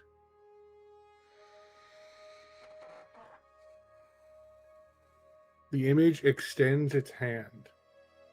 No tricks, no lies. You accept the armistice, and we will pull back fully and leave him to you. Call your banners, call your allies, and make ready for war, Draven. Nettles is with Cyrodiax. No. Nettles is with me. He prefers war now, a name he chose for himself, and a role he intends to fulfill, whether that is now upon your denial,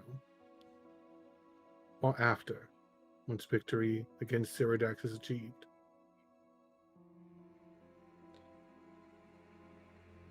He will be happy either way. Do you mind if we have a brief moment to discuss? I have all the time in the world. We will need to discuss the terms of your armistice with everyone here. I'm just gonna borrow. I'm gonna expend 12 charges out of my staff and cast Time Stop. Just a casual stabbing of death. Just high level wizard shit. Wizard! We're gonna take a quick appetizer break. We'll be right back with you after these short messages. Sorry. Guys, we are so fucked. Mill, before you do that, Joan was just going to, after this brief discussion, can I respectfully ask something? You may. May I talk to War?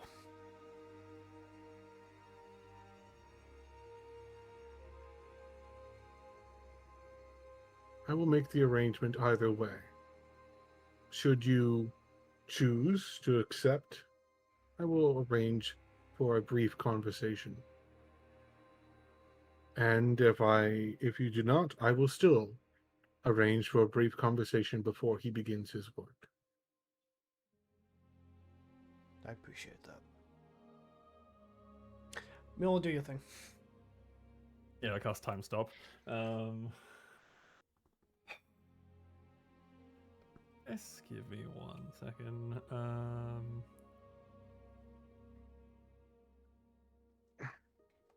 I am gonna cast another spell.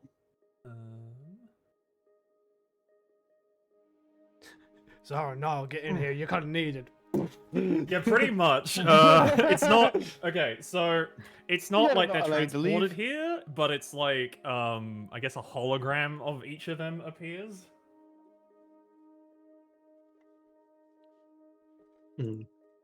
I apologize to pull you out of whatever you're both doing at this current moment in time.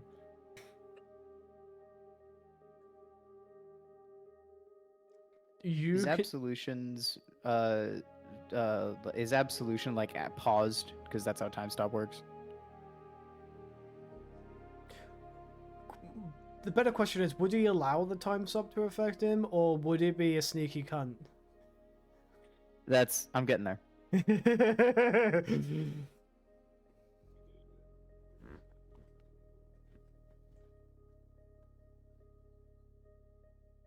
Well, this is actually a fun trivia question for me because I don't know. I've been wondering this. Of like, if I do time stop, does that like stop like deific things too? Does everything just keep going?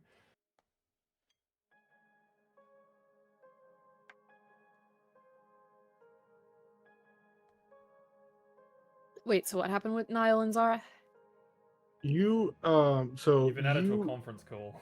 Yeah, basically like wherever you guys are, there's a brief moment where you guys kind of just like you're still riding horse. You guys just kind of stop, and you sort of mentally, time, pretty much fucking everywhere has stopped. So you just sort of your minds are sort of zooped over to like standing in the room, like a hologram of you, so you can be linked back into the conversation without having to be like teleported halfway across the world. So you can go back to doing whatever you were doing just after conversation. And that's kind of the same with Benwin. Unless Benwin decides to like fly in through the window. Very splat. Sorry. You forgot to open the window.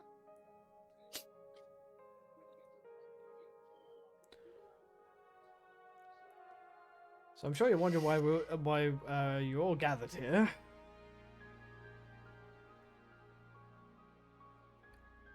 Even in this like time, so no matter where you are, you can continue what you're doing afterwards. But we need you for an important question.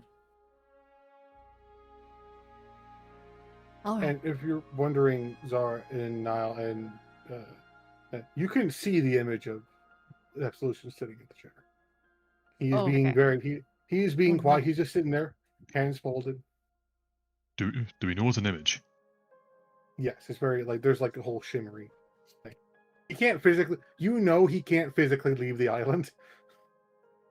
He can't Yeah, physically still. be here. So Look, with all the shit that's happening in this campaign, I wouldn't be surprised if he just Fair decides to fuck off away from his island yeah, just for a day trip. Day trip.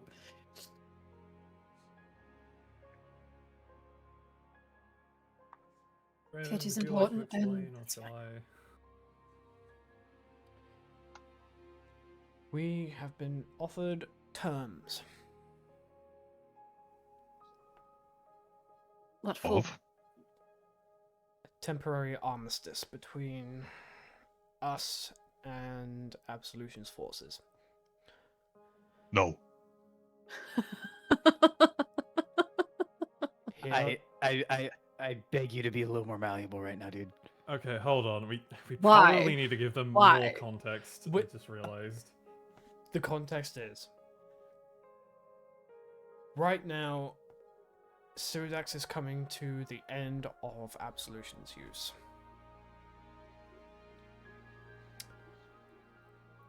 So, and Ceridax is actively going against what Absolution wants. So, right now, Absolution is saying Ceridax is something that needs to be removed. Absolution is offering us armistice so that he can pull his forces back in for us to engage Ceridax and be rid of him. With appropriate time of rest, celebration, and preparation afterwards. As it stands right now, Absolution wants to see the world before he changes it in his own view. By the time And you believe him? he's not a liar. He's many things, but he's not a liar. I don't trust him, but he's not a liar.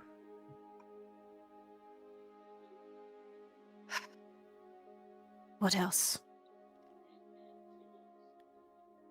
That's option A. Option B. If we don't, my brother will raise the Wrathborn in Rakshasa to the ground on his way to Coldport.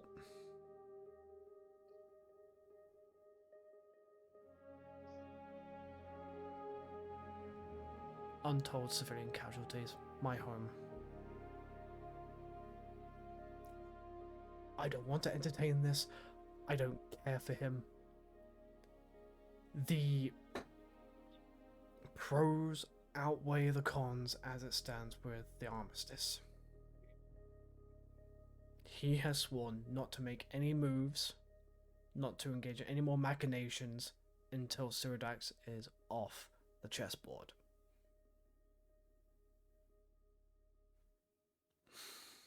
And once he's off the chessboard, how do we know he's going to keep his word? His word is all he has. Let me put it this way.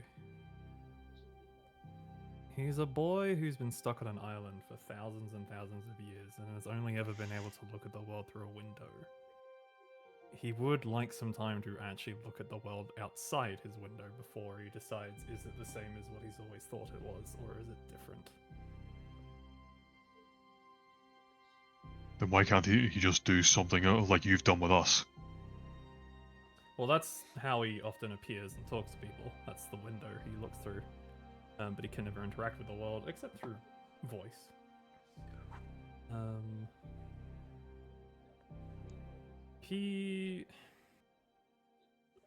He's been working towards a ritual for a very long time, and he's been using Ceridax to help him with that ritual so he can get off the island. But by this point, the ritual's pretty much almost done, so Ceridax is no longer of a use to him. So he's kicking off a pawn. One of his pawns. More like sacking a rook.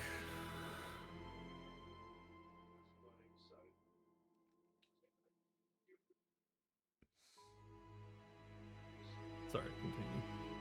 So we choose between thousands of lives along with your home, dear brother. We fight alongside the man who has caused us through most of this bullshit in the first place for the greater good. Not exactly alongside. More, we do our part and he stays out the fucking way.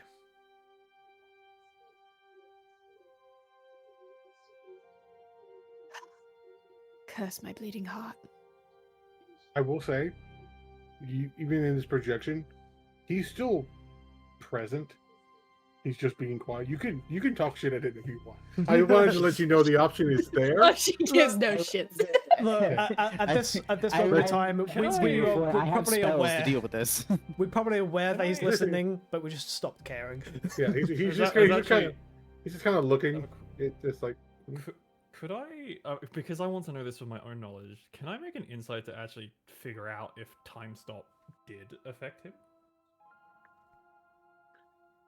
sure. Since I had asked before, can I also make an insight check? Yes.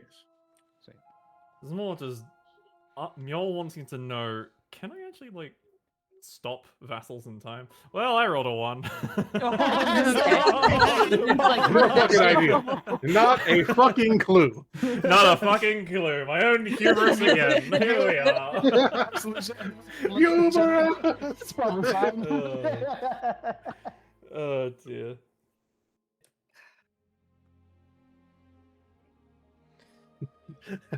That's the opposite. I mean, the main of- goal was like to stop the world from turning, so people can go back to doing what they were doing without losing time, Listen. basically. But anyway, I have a terrible idea. Mil, how quickly can you get me to where war is? No, Absolutely um, not. No. You are too Even weak and we I- are too Sorry, thin. Not I'm the one that theory- doesn't bleed here. The bleeding ones stay quiet. How quickly can you in get me to war? theory, I can get you there like instantly. Practically, I can't because I'm almost out of magic for today. Warden, for once in your self-deprecating metal life, can you not try to be a hero for 2 seconds? Sorry, I wasn't programmed that way. All right, if you Not can to just get mention me you're there, quite fleshy at the moment. You are very fleshy. excuse you. Were you not? Ding, ding, ding. There's armor here now. It just looks a little weird.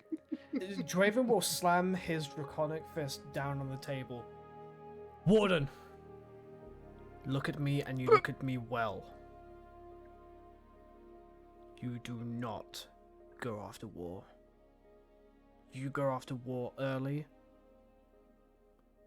he will raise Rakshasa to the ground. That is not a calculation that we can take into effect without massive civilian casualties. You do not go against him.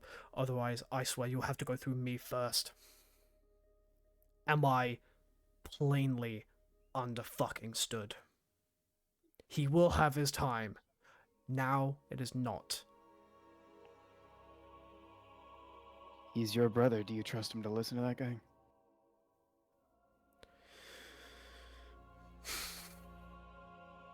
No. But he is a puppet. Then would you rather not have an adamantium wall between the Wrathborn and your brother? Let him But- finish first, Warden. Do I trust him enough to listen to Absolution? Not 100%. No. But what I do know is that if we engage early, the consequences will be more dire. That is not a risk. We are not risking innocent lives. My home, just so that you can get one off early. I got my one off early already. That was personal. Then you can leave this This one. is different. No, then you can leave this one because this is personal to me. I'm a wall. I am a walking Ah, for fuck's wall. sake. You I put me there, and I will tell you if he listens. I'm not there to fight. I'm there as insurance. That is literally what I was built for. We don't know that your act of insurance is going to aggravate him. We cannot risk it. He doesn't even need to know I'm there. I can stay with the Wrathborn. staying as a group, as you have said, if I may use your own words against you, my dear metal friend, you don't split up the party. Yeah, your projection right now. You're not part of this conversation. What fucking part of no are you struggling with? No. Draven, can you please hi- hit hi- him? No, Draven will absolutely fucking hit Warden on that one. Full on, and I will happily roll for it. The parents 21 are armor fighting! class. Well, More like the dad and the uncle are fighting. The dad and uncle are fighting. 21 armor class. 27 for me. Huzzah! hit him. So 10 points of bludgeoning damage as he socks you right in the face. The shimmer of the temporary HP. Because that didn't even break that. 1. You do not disengage. You do not dismiss any one of us like that ever fucking again. She is here. She's part of the conversation. If she wasn't here, she's taken into consideration. Second of all, I said no. That is my business. No one else's. We are not taking unnecessary risks. And that's my final word on it. Back to the matter at hand. As much as we all are not liking the idea, I think the armistice is the best way to go. It has less risk. It has less civilian casualties. Just to throw it out there. A third option. What do you think would happen if we did nothing?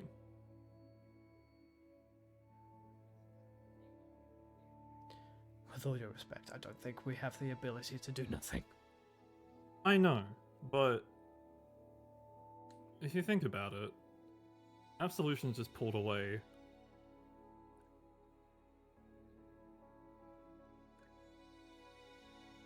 What is stopping Cyrodiax from going after Absolution? Cyrodiax will go after the world before Absolution. Ridding the Yeah, world. that is actually what would happen. I'm not risking the world for the end goal to be our shared goal. It's not worth the risk.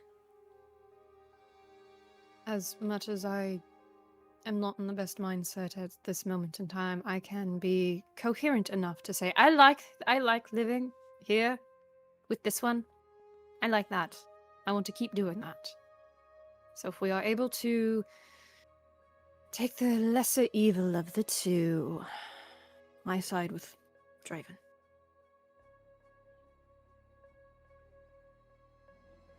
Draven just gives a nod as he looks to as Draven looks to Niall as well.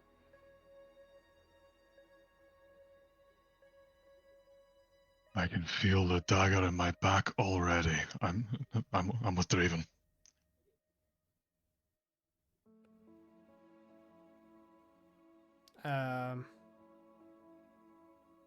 Draven will look to Venwin. Notably a softer look than the rest. I wonder why. Wonder why? I can't look mean No, at you're Mikey. I I can't be... can't look mean at Mikey. I can't be mean and mighty to this little one. It's okay. I can't be mean to my wife. Whiff. Sorry. My wife. Me whiff. Venwin's not looking at anyone in particular at the moment. She's kind of just looking at the ground as if she's kind of thinking before glancing up and looking at everyone and going, I too am with Draven. I think the path of an armistice is probably the best choice at the moment.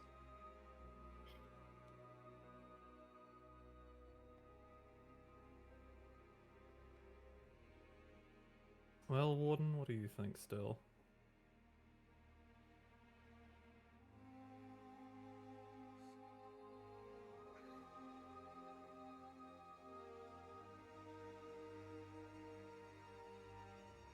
I'll describe briefly what Warden looks like in the moment. After that side of the conversation is brushed away and people start talking again. The majority, his back is still his regular metallic body, but the front, the one arm, the leg is the quote unquote fleshy parts of him now that are covered in this very well forged, but not necessarily correctly sized to his original metal body armor. For the first time, Warden is almost a living, breathing thing. So as he's standing there, the muscle beneath the armor shifts and flexes in a way that we've all probably seen any one of us do the moments before a battle where you just start rolling your shoulders, warming up. Just that very edge case right before you swing your sword or your weapon for the first time.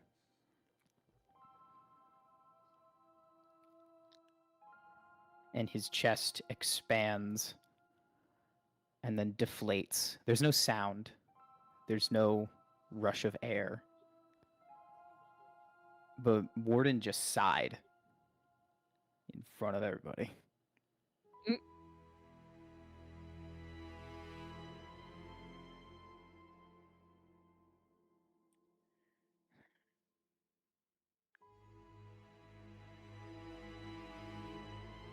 Who am I to say no to everyone else?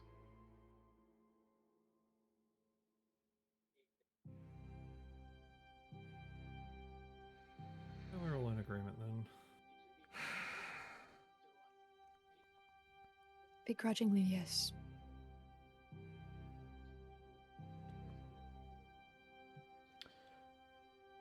Thank you for your inputs. I'll unstop time and send you all back to what you were doing. Before you do that, Zara's gonna look at Draven. She's not gonna assess Mule as of yet, but she is going to look at Draven. How long do we have before the plans are set into motion? Well, a lot's happened in your time away because Absolution's forces are already pulling out.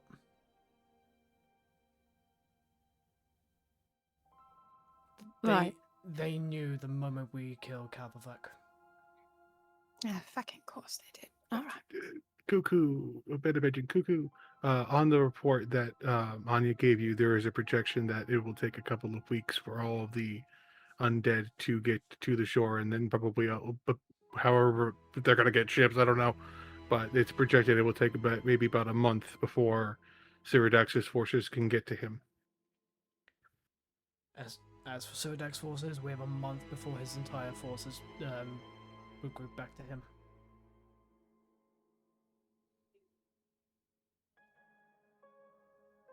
What do you think, dearest?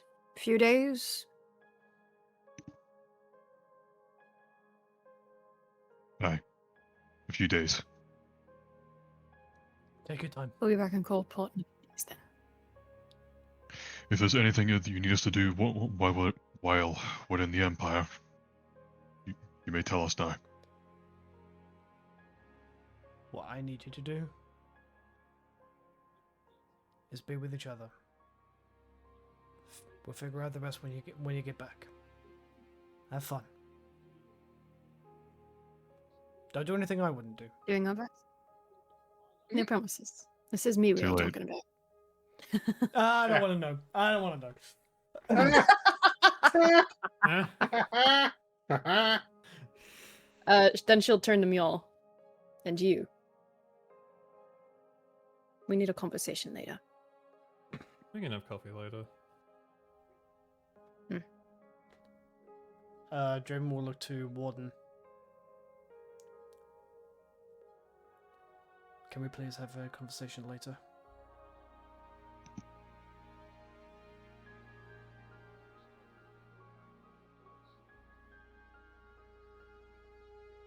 Aye, aye, Captain.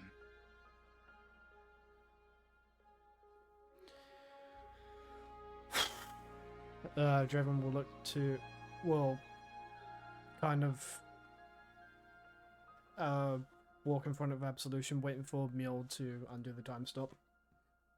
She'll follow you and like dismiss the projections of Nile and Zara and then unstop time. Warden's right next to me. Ah!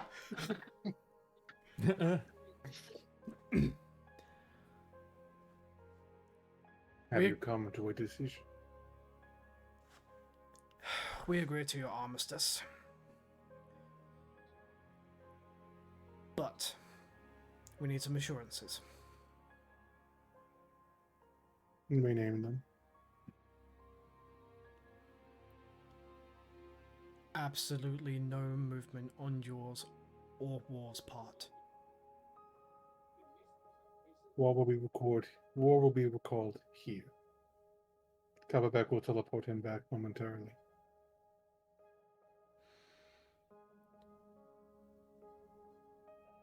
I would like to make a request if I may. By all means. Because we're dealing with a big problem for you as well. Could you send me a bloodstone? You want to be able to. You want to study it, so you know how to dissolve it. No, I want a big one. Because I have something that might stop him.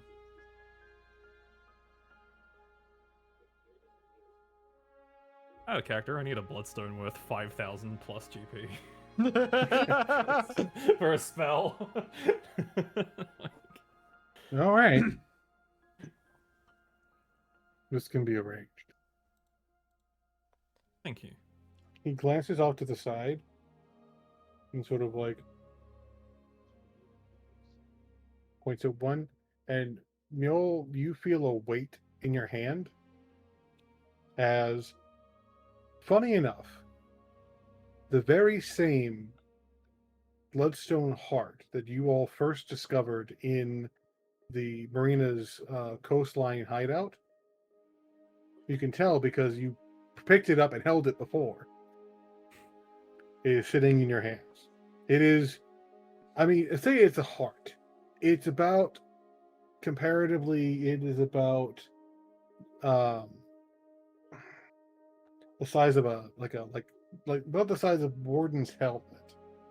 It's big, but it's like carved into like an anatomically correct heart. It's a bacon. Which is just all manner of layers of hilarity that's what Government sent you. Thinking of you, heart. Oh, cute. Anyway. Thank you. Now then, How much time? the are you, conversation. how much time are you going to give us after Covervec is off the board? Once Cyrodix is off the board, giving myself enough time. 3 months.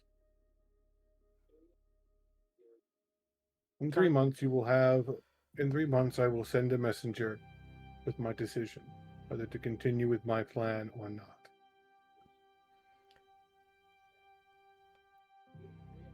If you don't continue with your plan,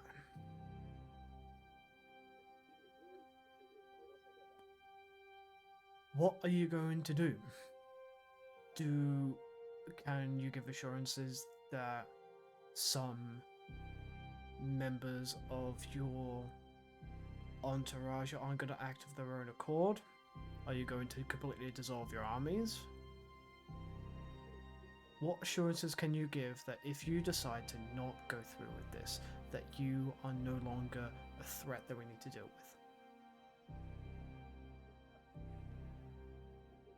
If I decide to give up my initial goal, to simply wander the world as a traveler, to perhaps find a less costly way to free my siblings, for instance, to let them see the world as I will, without freeing our godly parents, if such a thing is possible. I will deliver the other half of the bident, and you may use it as you wish. That is going to be the key of our that is going to be the key of our conflict. We each hold a piece that we cannot easily retake. If I have no need of it, then I have no need of it. But once I am removed, they will be left to their own devices. What they choose to do, I will at least give you ample heads up and tell you where they are going, so that you may deal with them in turn as you see fit.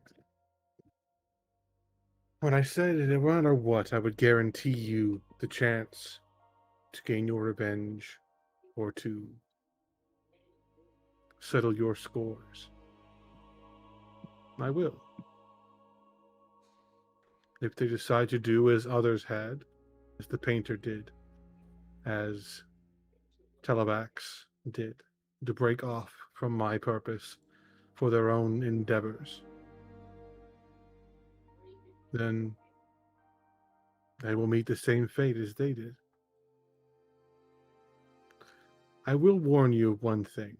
He kind of looks, his eyes sort of drift over to the NPC Weird. Televax has not joined me. He stands with Cyrdax.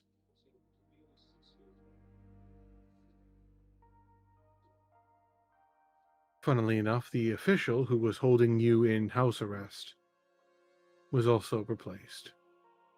So your house arrest is sort of up in the air at the moment. I would take advantage of that while you can. I accept your acceptance. I will pull back my forces, including your brother,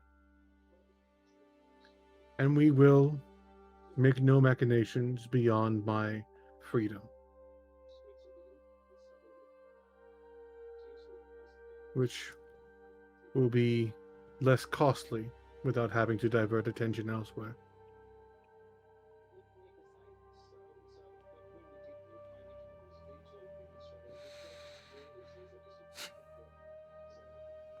Agreed. I hope you enjoy the waking world.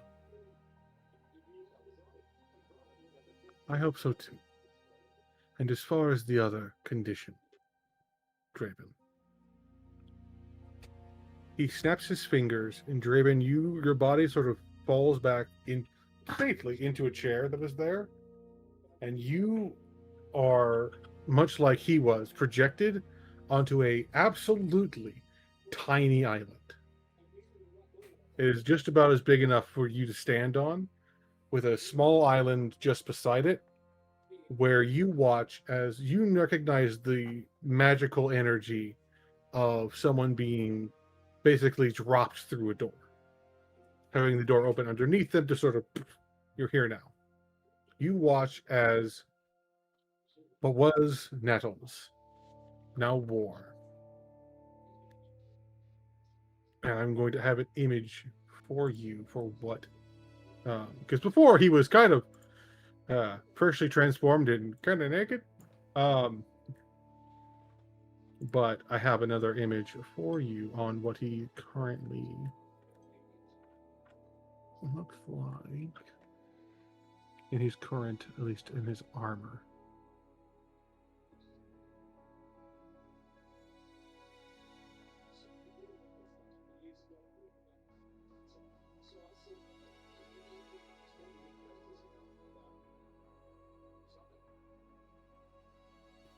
I'm looking through my images. Where did you go? Do doodly doo.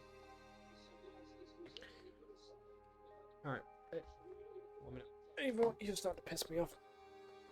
Oh.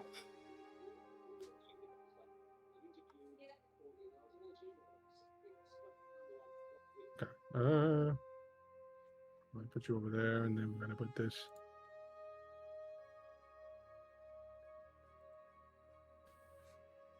Sure. Put it in here and then put it in the other chapter of Austerity.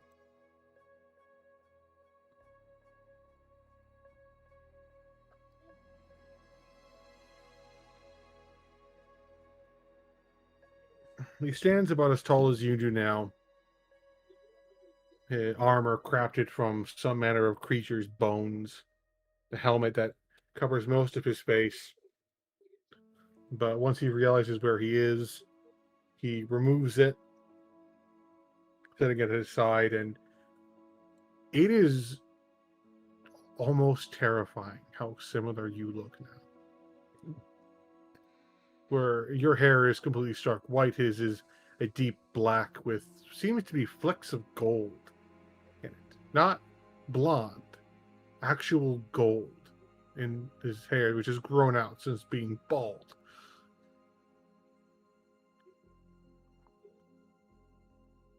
And he looks at you, brother.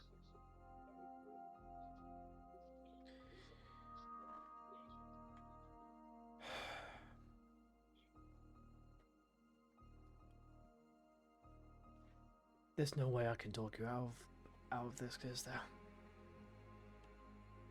There never was. But it is more than what it was now. Before I was, admittedly, childish. I wanted to kill you for no greater reason than you were given what I should have been. But that's because I expected something from our father. You expected nothing. And I realized there was something in that. The manner of our raising. Despite all the work I did for him, all the skeletons I buried, all the bodies I buried, and put there myself for him. You were raised to work for what you have. Even what you have been given, you have worked to maintain and worked to preserve. I have seen Coldport, brother. It is a beautiful city. It is thriving, and its people are well fed and happy. I have seen the port in which you grew up. I stood on its shores and waited. Almost hoping we would be here at the end, where you decided not to fight me yet. Looking at you, your injuries, your eyes tell me you are exhausted. I do not want to fight you like that. In truth, I still don't want to fight you at all. The family that I was given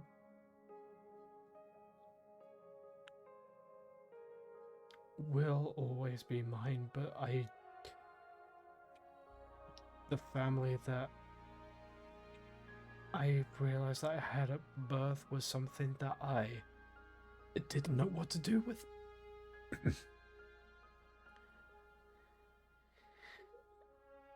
I'm sorry for anything that I have done that made you think that you weren't loved.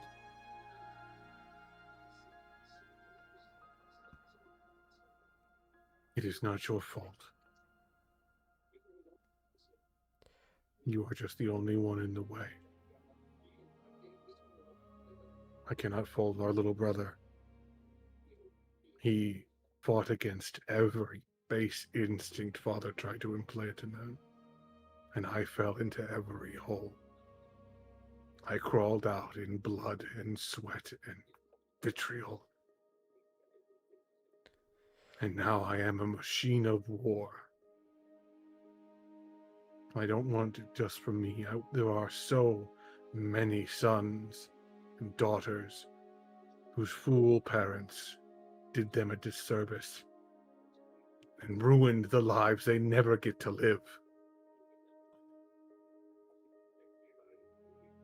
And through absolution, I see a way of remaking it so that no child goes through what we did. There was another but way the we could cost do is too high for you. There is another way that we can do it. One that you can live.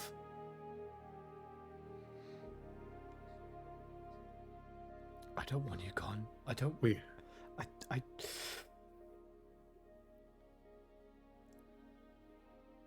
have seen in too honesty, many. brother, I've seen too I many don't loved want to ones kill lost. you.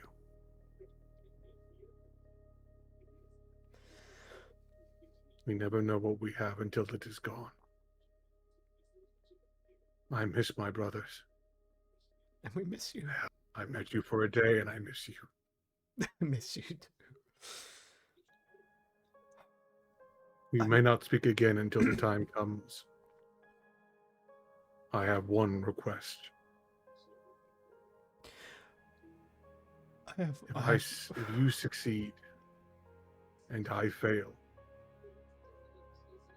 and he looks at you in the eyes, make a world. Make a city, make a world if you can, that no one suffers like we did. With families held together by love, not just blood. I also have a request.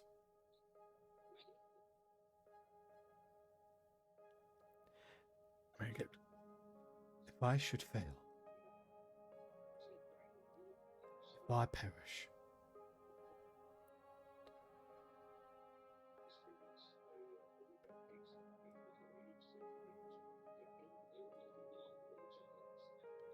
I don't.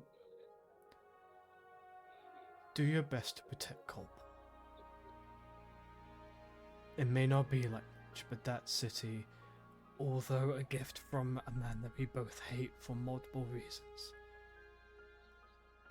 it is no longer his.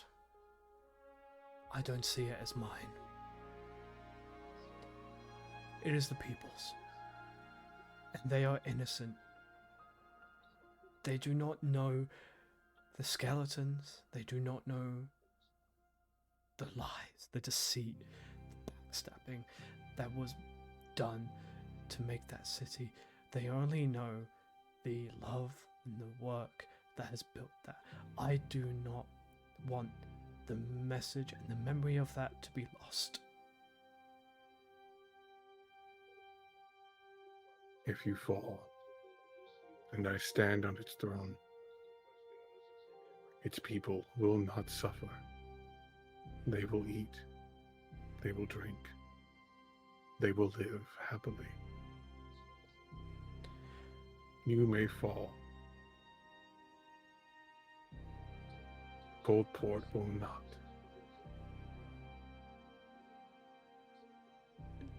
Draven will reach a hand out to him. Even though he cannot physically take your hand, he will reach out across the crashing waves around you and grasp your wrist.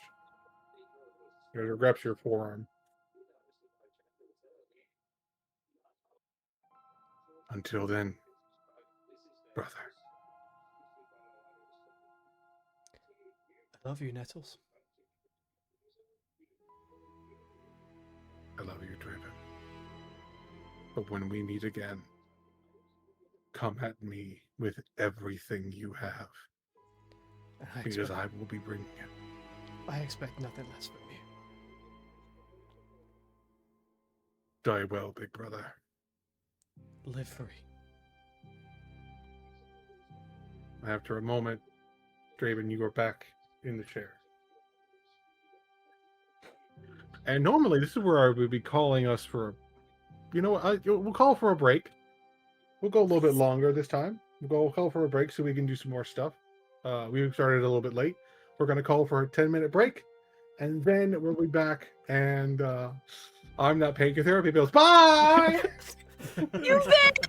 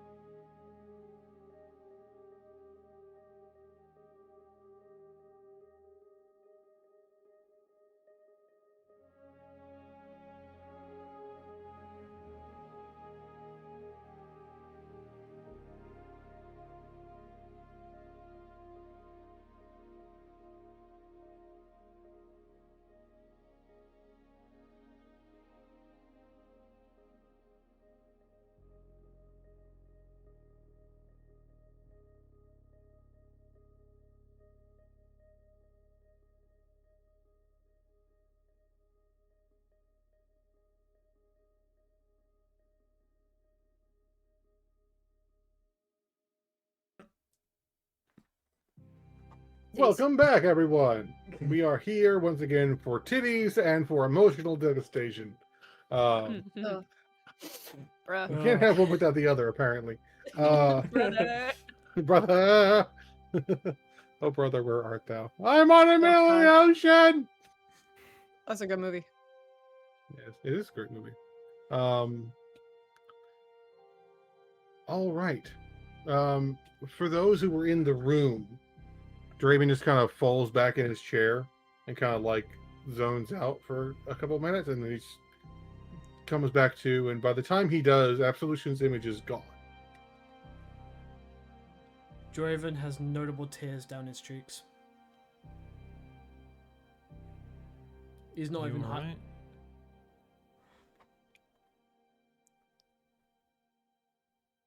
No, no, I'm not. I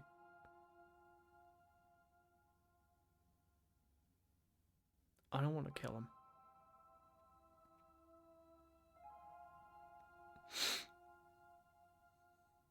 But he knows.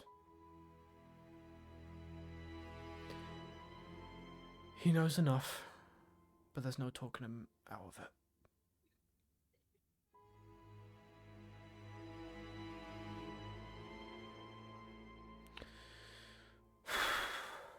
I get that to a degree, but I'm sorry.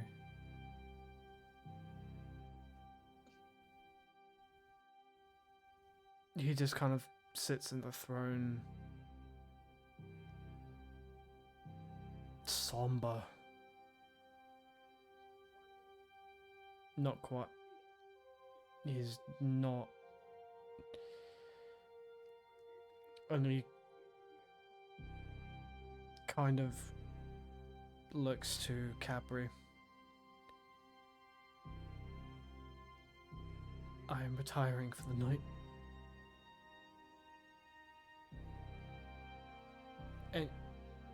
Any preparations need, I trust you implicitly to see them through.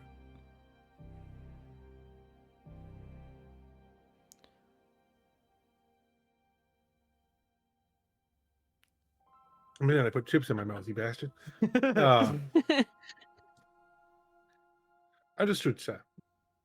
I will have the intel compiled and the correspondence organized. Rest, please, sir.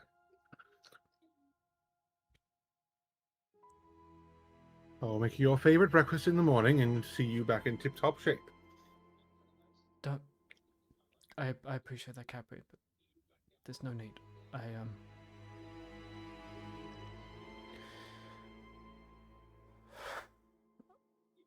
I just need a moment. I don't know how long, but I just need a moment. Of course, sir. Could you let Lady Venwin know that I'll be in my chambers? Of course, sir. As he looks to Warren and Mule and just looks to everyone and just gives a gentle nod as he walks off.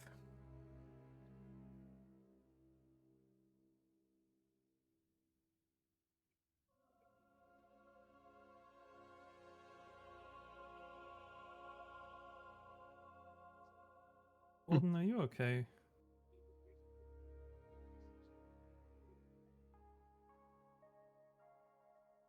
I have a feeling you were talking to me, but it did not start Yes. your sentence. Oh. Okay. Warden, are you okay?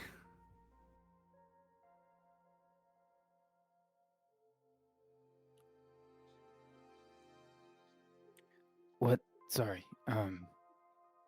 Yeah, fine.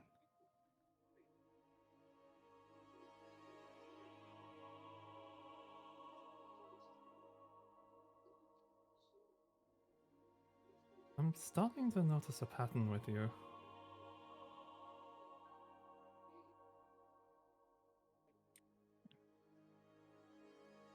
Robots and statues don't exactly change too often, so. That is true.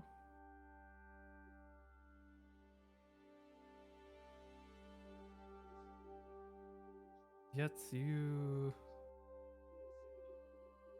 This is the second time that you've seen eager to just throw yourself into a sword. Alright. The shaman was different. That was. Okay, that one's personal. I understand that.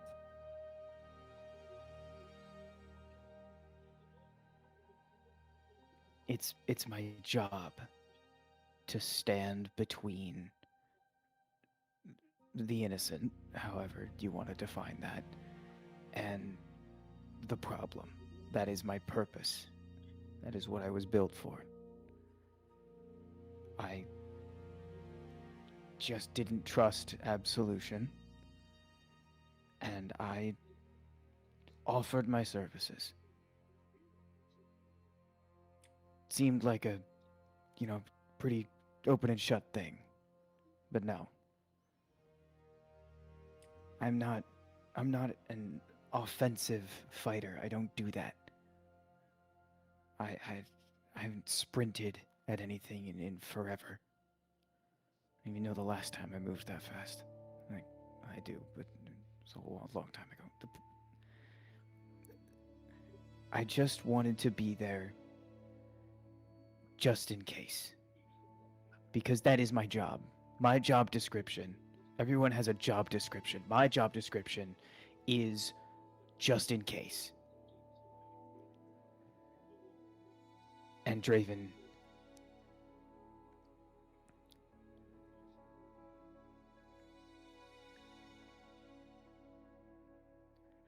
I'm I'll go on. I'm back in the vault again.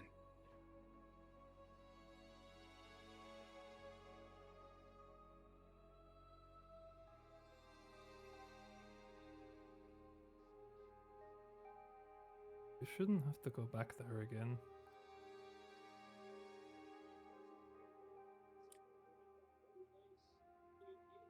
Why? Because you shouldn't let your job actually define who you are.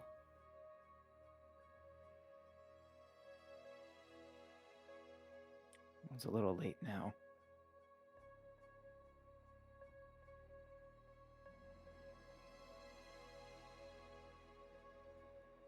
It's never too late.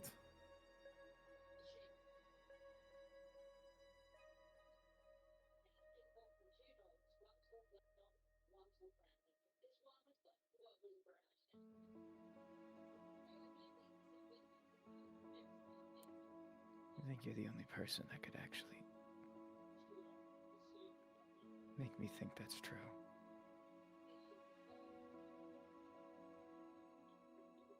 And he shakes his head, but not yet.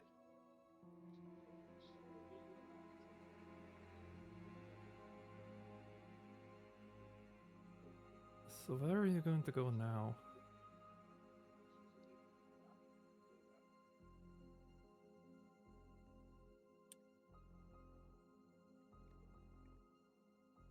Are you going to go back under the sea, back to that vault, or are you going to help us finish all of this?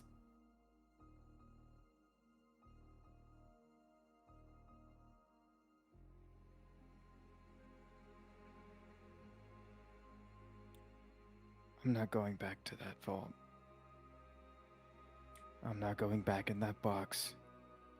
I'm not going back. Well,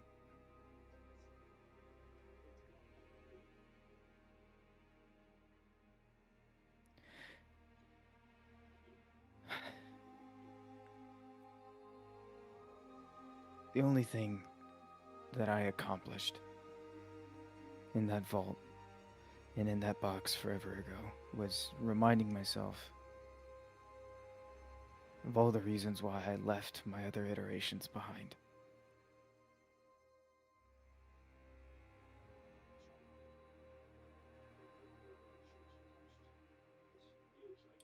And why did you think you needed to leave them behind?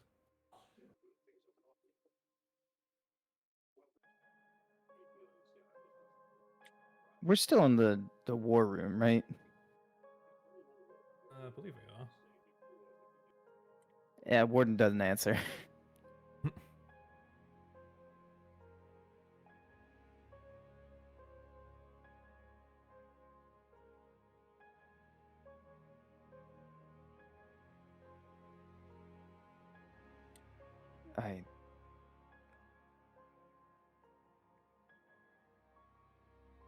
I don't think any of us have a long enough lifespan for me to give you all the reasons. I can make myself a long enough lifespan to hear all of them. And of course you can.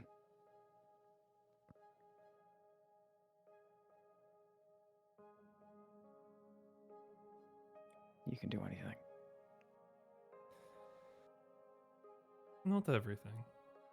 I can stop time, change actual reality, but there are still things I can't do, and there's still things I never will be able to do because that's life.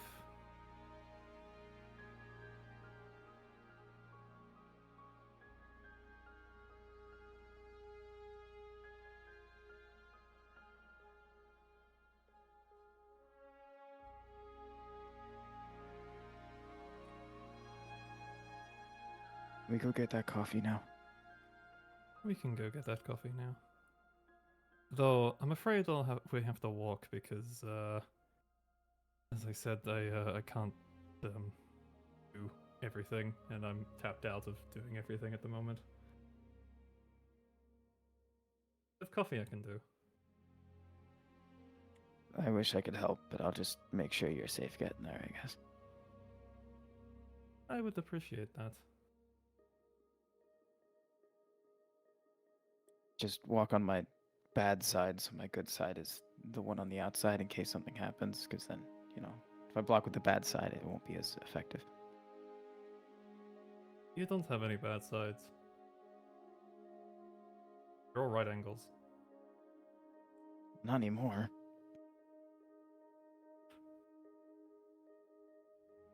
Well,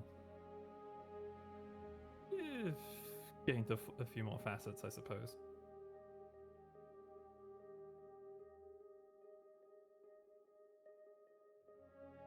I don't even know if restoration's the right word. He looks down at the creationed side of the armor. Then maybe this is... What's the term the Warforged used?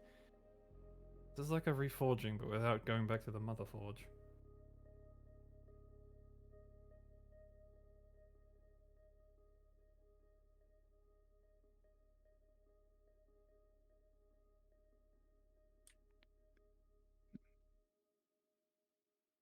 That word means something different, I think, than how you think it does. Well, Common isn't exactly my first language. It's okay, it wasn't mine either. It had to get kind of shoved into me. I feel that.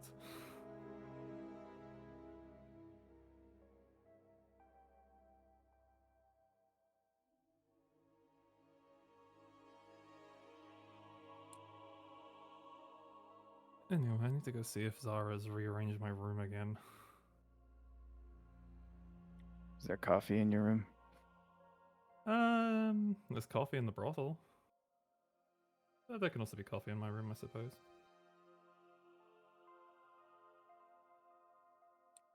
I've been trying to get these 3 coffee plants to grow together, and I just can't quite figure it out.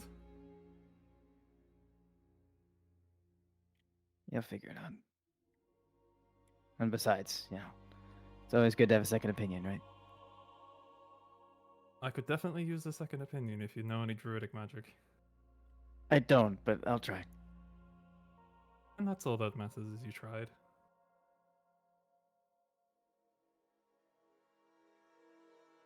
And Warden will start limping in whatever direction she goes, because I don't think he's ever actually been in Mule's room. So Well, Mjol where the brothel is. used to live in the Citadel, and then she's moved to the brothel where Zara's place is. oh god.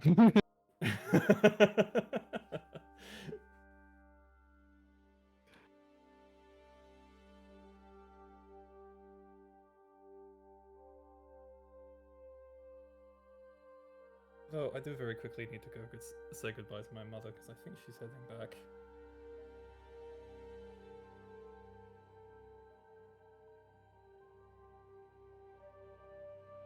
Yeah. That. Yeah, that's fine. Don't let me stand in your way. Mjol's gonna go talk to her mum, see her off, and then take Warden back to Zara's brothel. Warden is, of course, following, but we'll stay at a distance when we actually get to her mom. The new moon brothel. This boy hasn't seen the new moon brothel. Oh, Oh, yeah. he's in for a fucking treat.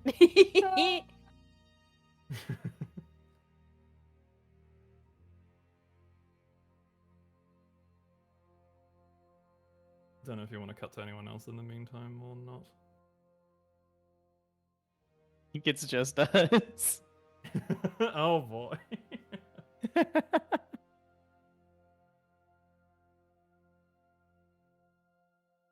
It's also up to the DM. That is true. If he's paying attention. I'm I happy to think keep he going and move exploded. on to something else. He's off with the stars. Bartimus. Oh boy. Oh, there he is. Hi. Hello.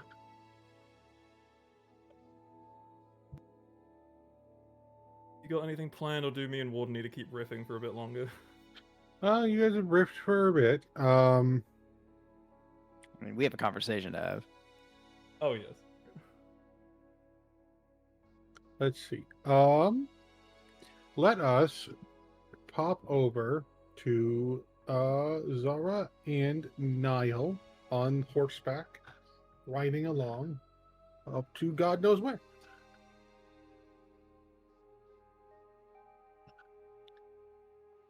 You're muted.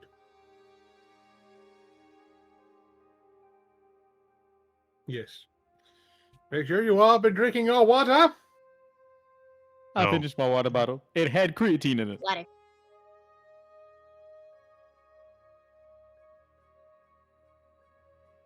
You said we were heading west. Talking. Right? Sorry, what was that?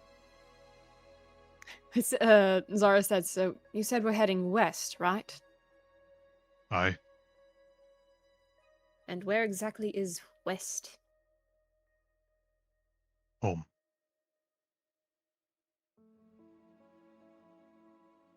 Your parents' house? Aye. It doesn't surprise me you'd go to see Sam. I mean, if you object, we can just go to the capital. No. I haven't seen her in a while anyway. I imagine that she probably misses the two of us. Probably. Somebody has to keep up with her.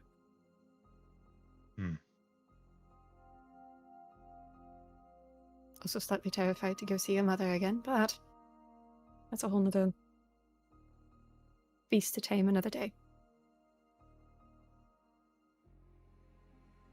Aye.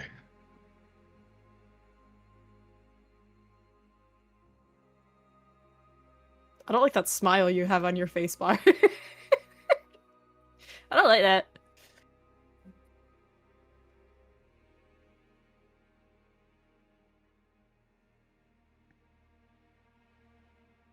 Nothing sinister.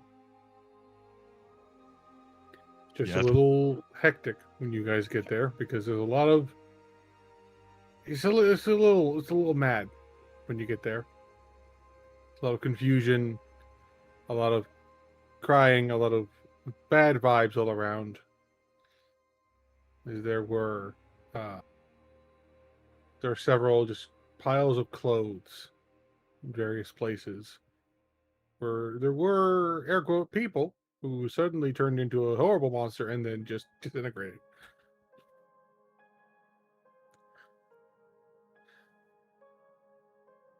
Would any of these piles of clothes look like clothes anyone now would know? Or belonging to anyone now would know? It's hard to say. You haven't the town has changed a lot since you were here regularly. and you didn't really know everyone at this point. A lot of them, there were no like. There's only one that truly stands out, and it's one that Zara would recognize as well. And it's because the medallion sitting on top of it belonged to the mayor.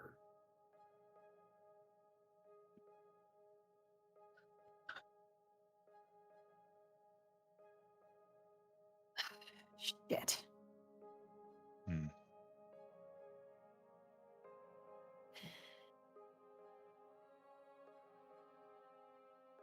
We should get to the house. Agreed.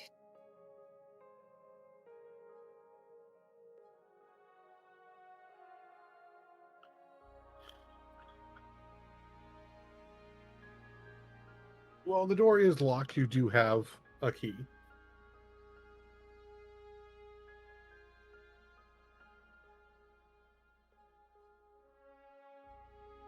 I'll knock anyway. There is a moment of pause before you hear the door unlocking and the door slowly creaking open.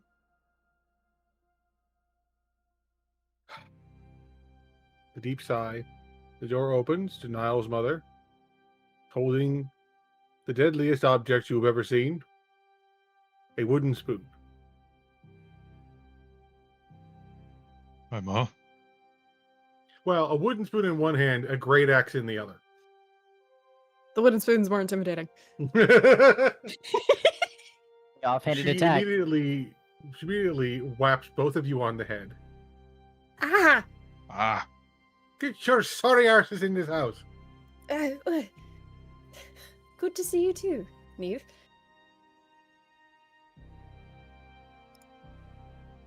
Had me worried half to death. Town's gone Sorry. mad. Sorry.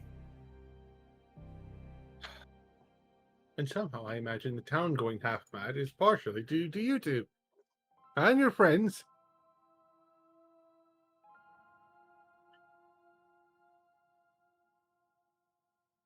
All the greats are good. That's all I can say. okay, Well, look, it weren't so damn messy. okay, look, if you really must know, the Tin Man bisected it, and basically the head went to go. Suppose that would have a catastrophic chain reaction within their physiology. It would seem so. Now we're gonna need a new bloody mayor. Does he not have a next of kin? No, and that should have been the first bloody hint. Elections For are an elf always living nice. in a small town this long, you think you'd have a kid or two. Speaking of kids, where's Sam? She's upstairs in her room, drawing. And He's doing perimeter checks. He's making sure that nothing. He's checking up on people. I'm making stew. Now that you're both here, I'm putting you both to work cutting vegetables.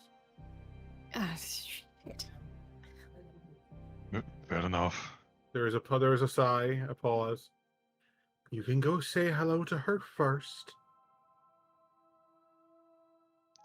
Zara will look to Niall. Alright, now I'll go up and see Sam. She does appear to be drawing with crayon. Nothing seems to have come to life yet. So crayons, safe.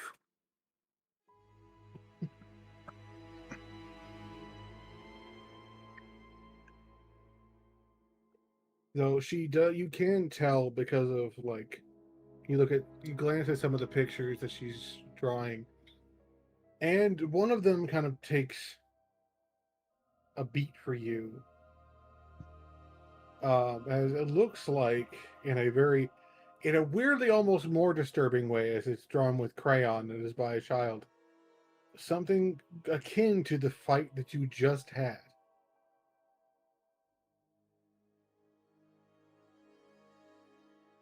and one that she's currently finishing drawing.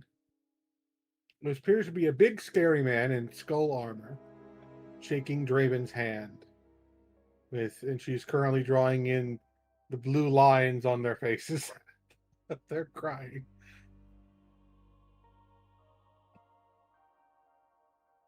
She's in the zone, and then as you enter and get closer, there's a momentary snap up of her head.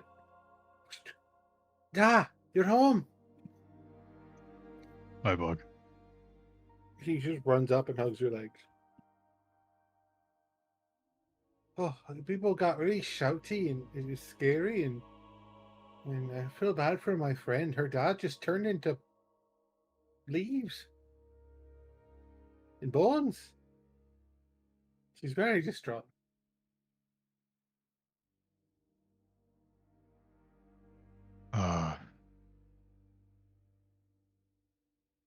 Give your friend some time.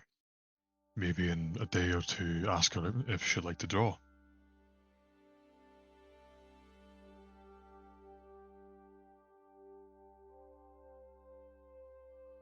Hmm.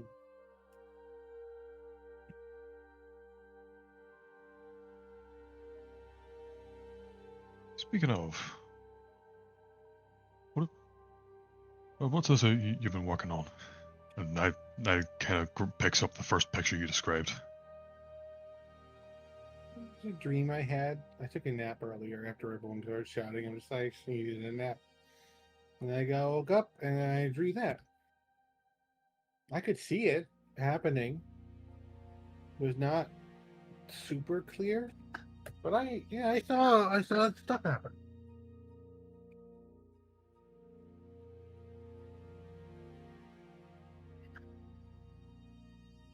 I've been able to see stuff happen for a while.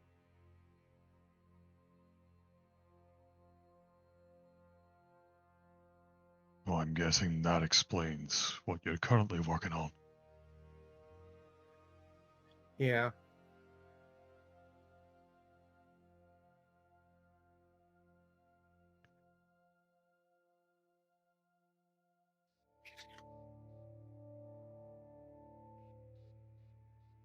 Right.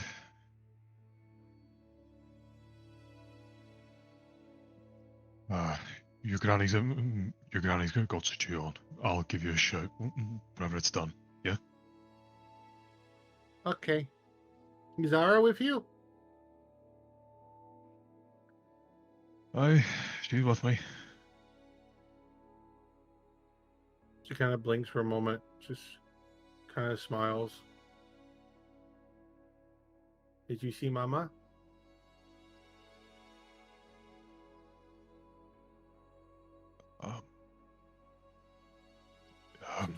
She came to say goodbye.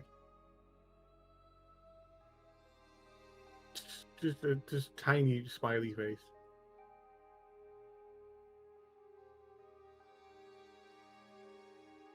Aye, we saw. Now holding back tears. A lot of those tonight.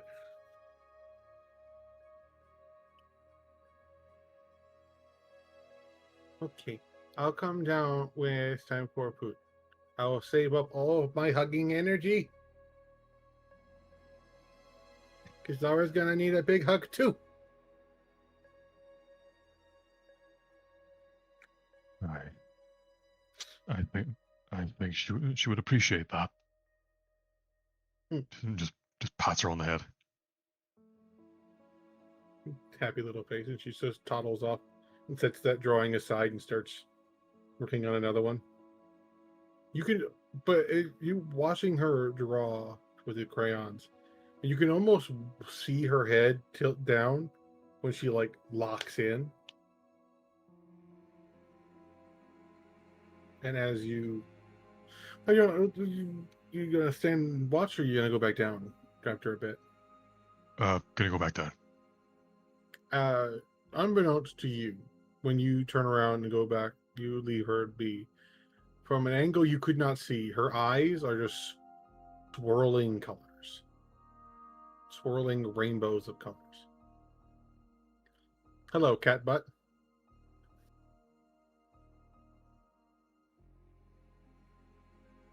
Wiggly, wiggly, wiggly, wiggly, wiggly. Wiggly, wiggly, wiggly, wiggly, wiggly.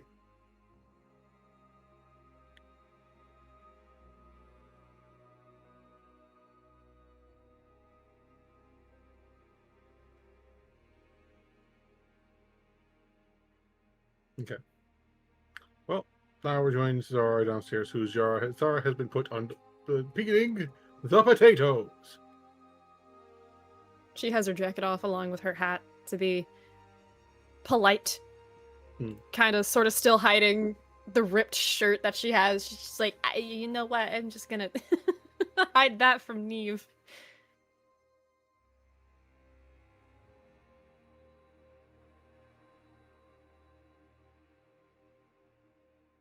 I still can't believe you guys actually peel your potatoes. I just eat them the way with the skin. Like, that's strange to me. The thing about that is that I take the peelings, and I grind them up, and I put them in other things to get the nutrients into it. Whereas the actual potatoes themselves, when they're not peeled, they actually absorb the stew better, so that you have more flavorful bite. Oh, And that it makes takes a sense room then. in the stew, so that it adds a bit more filling. But nothing goes to waste. You live with a hunter for long enough, you know nothing goes to waste. Speaking of hunters, Son, onions?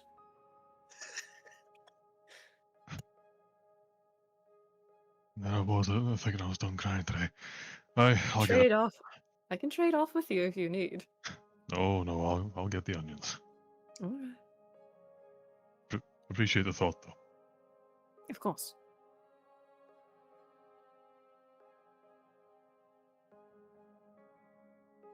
She just like leans over to Niall. She's like, I keep forgetting how terrifying your mother is until I see her again.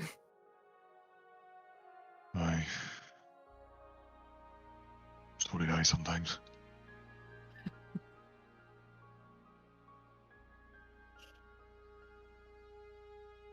And I thought the fucking Wendigos were scary. Nothing's more terrifying than a mother's rage. No.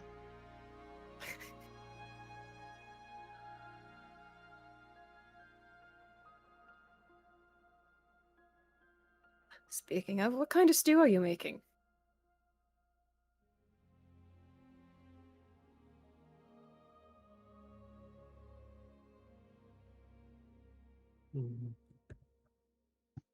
It's when she's over at her own little station, you just see her, just like her knife skill just blitzing through these other vegetables. Like waves. It's more like she waves the knife over them and they just fall apart. I thought I was handy with a knife. Yes, well, you've used them for what I have for as long as I have. It's sort of, as long as you know you're not cutting yourself or anything important.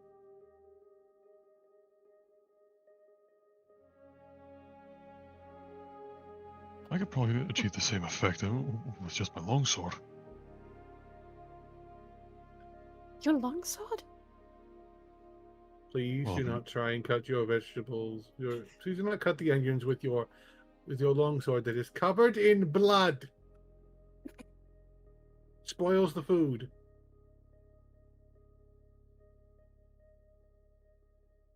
Consuming a Wendigo's blood would then make more Wendigos, which would put us back in the same position we are in. Alright, I'll try that later after I've cleaned it. It's going to taste terrible because of the magic and the blood.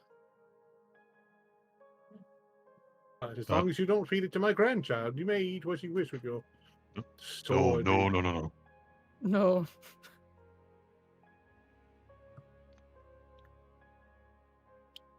Look, despite all what you may think, I do have some amount of common sense.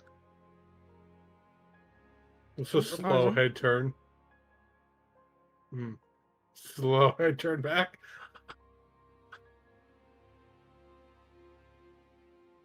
You know, I was just toying with you earlier, and now seeing her have that reaction, I'm now curious.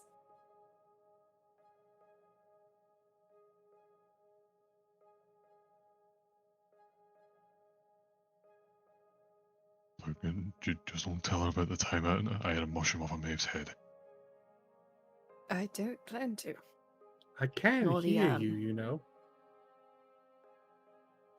What lovely weather we appear to be having. Of course! How did it, at least 10 people disintegrated into leaves. Yes, lovely weather, Niall. At least she doesn't know about the new scar. The knife least. stops.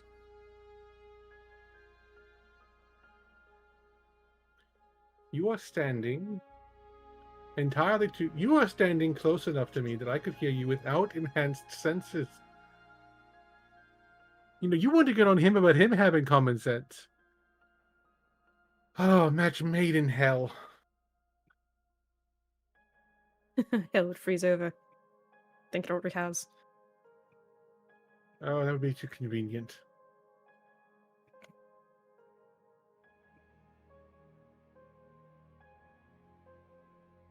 Anyway, lovely weather.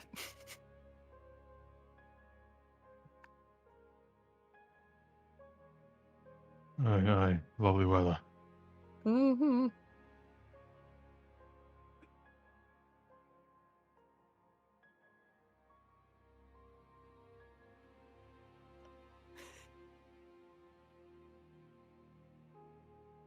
I do say you should probably go check on your father here in a bit after you're finished helping us. Make sure he doesn't get himself into any trouble. He's remarkably immune to that. It's almost like I wonder where this one gets it from. Mm.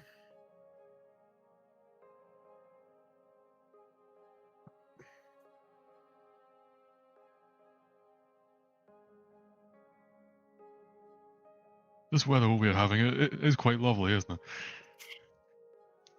That's the third time, Niall. She whaps you both with a spoon. Ah! What? Ah, Ah!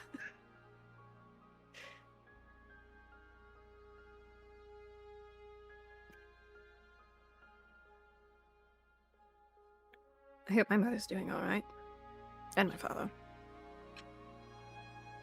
Oh, I'm sure they're fine. On vacation, that is. On vacation? What do you mean?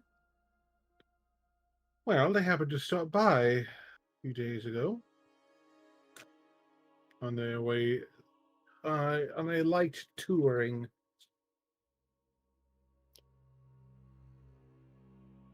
Oh, did my mother have anything interesting to say? There's a pause. Aye, yes, lovely weather we're having. Sweating bullets. Neve? Neve? Did my mother say anything interesting? Say no. But when I offered wine, Oh no. she declined, which is strange for her.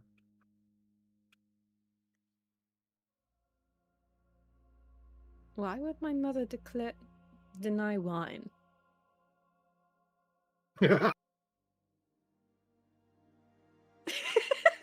Colin's like, oh.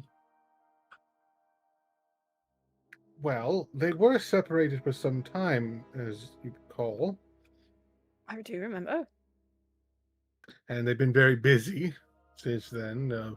Okay, that's all I need to know. All right, thank you, Neve. Thank you.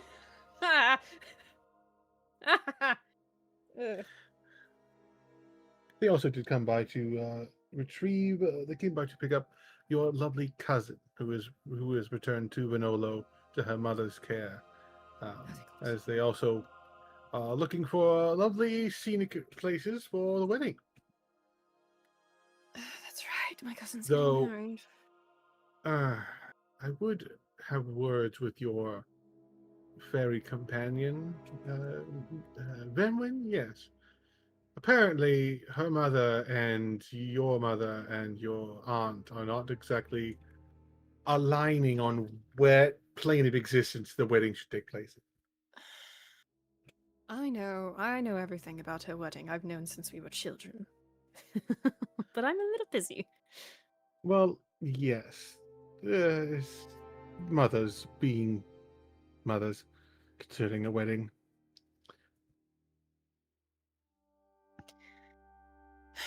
Although she did tell me the darndest thing. Star did tell me the darndest thing. That might concern Venwin when next she sees her brother. All right, Neve, what's the tea? Apparently, one of the Wendigo agents within the hospital attempted to take Star's place, to eat her and then take her place. And before the first part could be completed, they were able to sort of shove her off the bed and gag her. And they were going to continue, and then Aiden entered, seeing them half transformed, looking like a rather grotesque version of his fiancée. He freaked out a little bit and managed to kill the Wendigo by burning it alive with sunlight. Oh, how nice. Problem was, it got to him first. He may be missing a section of his arm.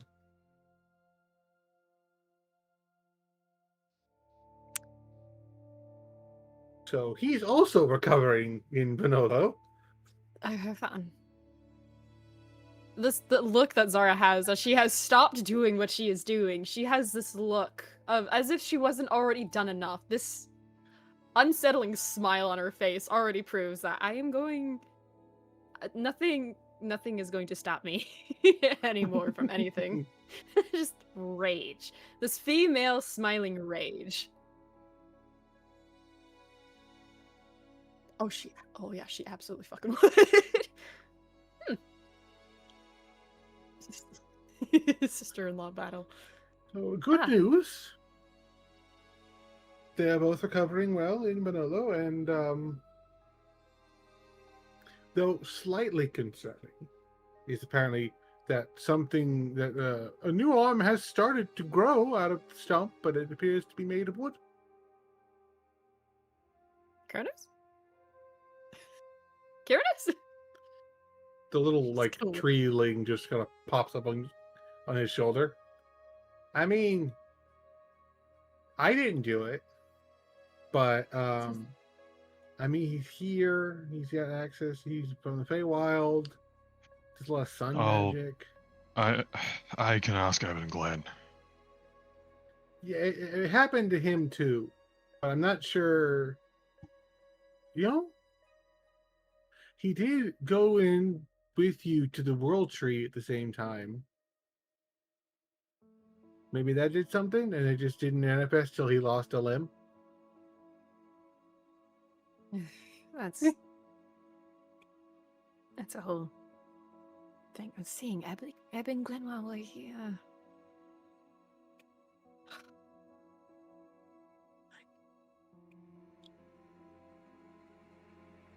I thank you for the update, Neve. If I'd known you were coming, I would have, asked him to stay over a couple of days, but, touring and, all that. Occupied, apparently. She said she was inspired to see some more of the world with her husband after your last visit. And Quote unquote inspired. I know what that means. I'm not gonna dwell on that anymore. Back.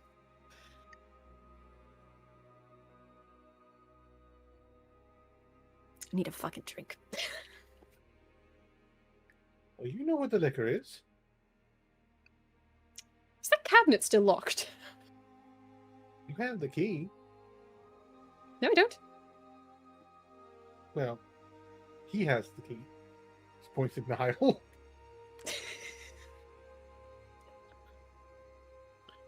Just holds up the key. Snag. Thank you. Is the pinky nail still broken inside the lock?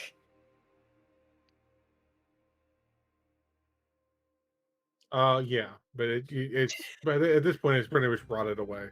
So Oh, okay. It's a dead nail. She'll unlock the cabinet and grab the very expensive liquor that her father hid from a while ago. there's very expensive liquor in there. There's also some journals, some letters.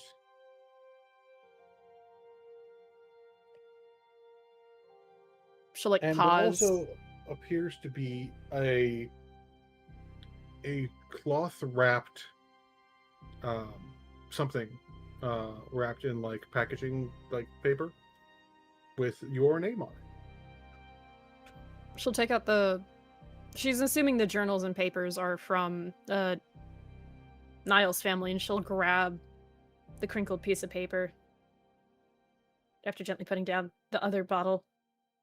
What in the world? And she'll unwrap it. You unwrap it, and it is a finely made leather nautical overcoat with it's more like a duster, but it's like the full length one that goes all the way down to like your like down to your ankles with the it's in you notice a couple of features about it as you sort of look it over, and that is on the inside of it there are just about a bajillion pockets. Oh. And you That's one put thing your this woman does not have. you put your hand in there, and then you put a reach for the bottom and do. Just one elbow deep into this fucking coat pocket. And it is a very fun magical item that is the cloak of many things. It does not function like the deck of many things. However, or no, it's a version of the cloak of many pockets, where essentially it is a cloak that has pockets that have different random items. That I have a basically you roll whenever you want to pull an item. You're like, pull a random item out of one of the pockets. I roll and something happens. But the primary pockets the primary inside pocket is a bag of holding that has been sewn into the lining of the jacket, so making it the coat of holding officially. So it kind of mixed the two together, where normally that would be the deck of many things, but it's all pockets. But I'm like, that's a little too much chaos. So it is a jacket of it is a coat of holding that has the additional beneficial effect of once you're, you don't even need to attune to it. It saves an attunement slot. Is that it is also a mixture of that and the cloak of many styles. Meaning you can change its look to whatever you want, whenever you want. Oh, how fun. You have given Zara a cloak of many styles? What the fuck is wrong with you? I feel like it's essential for any bard. Understandable. She's going to audibly gasp, seeing this, knowing exactly what the fuck this is, and frill it out. And get down from like the cabinet and stuff and be like, oh my, who put this here? Oh, it's been in there for years. Gods. I'm so upset I wasn't able to get into that. God, forsaken. Oh, son of a... You never asked anyone for the code. You died, but this was before I knew you, darling. This is when I broke my pinky nail in that damn fucking cabinet. Even when we came here after you met me, you never asked for the code. I didn't think there was anything more in there than alcohol, if I may be honest. Still, you wanted in. I did at one point. I finally got in, and I have a cloak of many styles. Oh my gods. People should be terrified. I am. But unfortunately, the terror I feel surrounding you having a cloak of many styles is currently surpassed by the terror of seeing my ma holding a wooden spoon.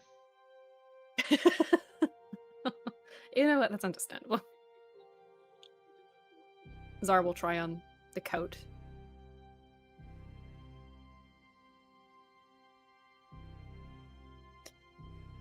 Oh, lords. I'm going to have so much fun with this.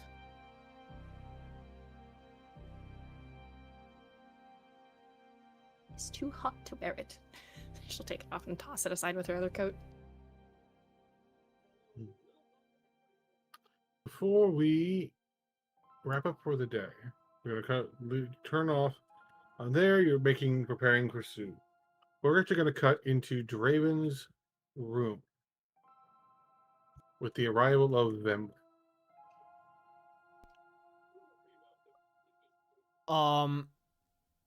The room is a mess because he may have lashed out. Shit's all over the floor. There's a couple of broken vases that were there beforehand. Nothing that we've bought. And he is currently on the bed, head in hands, derobed apart from leggings, and he's not having a good time. So the way Venwin's obviously going to enter is she will come in through an open window because she's been flying this entire time.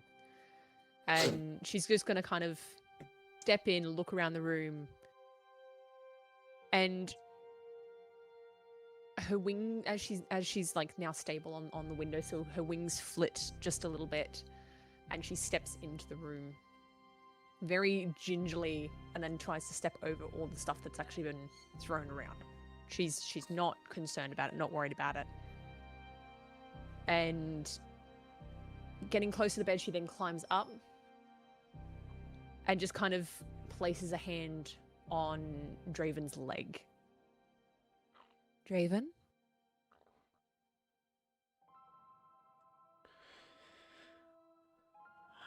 Yeah.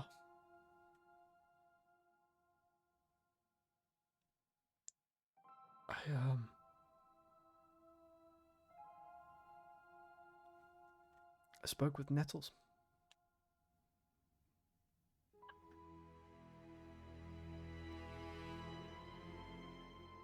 I see.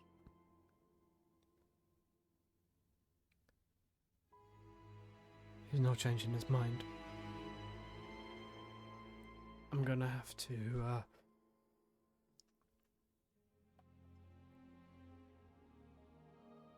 I'm gonna have to kill a brother.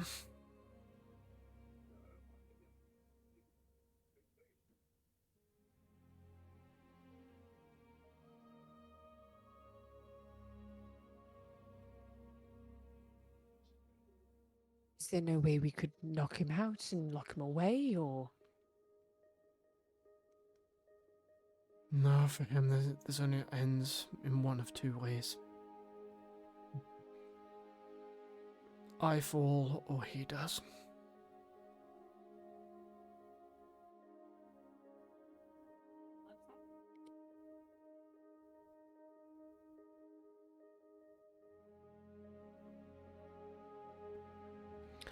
He has chosen death before dishonor.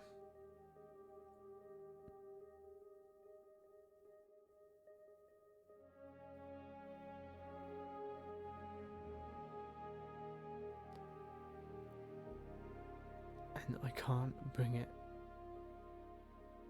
to myself to accept that.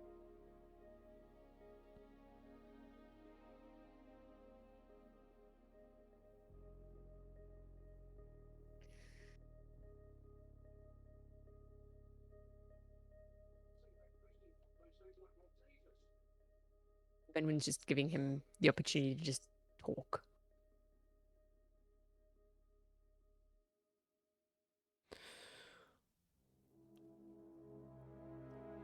He was so hell-bent on thinking that he should have had all of this. And not me. He's done every dirty deed for my father. He's buried so many bodies. He's done all this work, and yet he's been given nothing. Yet I come in. I've done nothing for my father. And I get everything else. I understand why he's angry, and he said it's not my fault, but I can't help but feel like it is.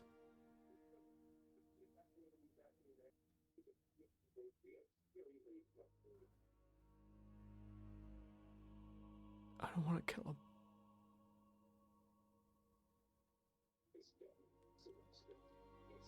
And he kind of just looks at you. His eyes are bloodshot, tears flowing down his cheek, and as he just looks at you for a moment,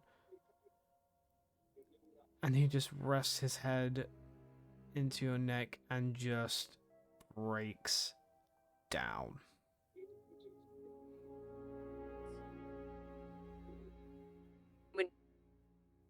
Doesn't move much except to wrap her own arms around him and just kind of lets him cry and just lets him let it all out. She obviously can't possibly imagine what he is feeling, what he's going through, and feels like the most she could do at the moment is literally just giving him comfort.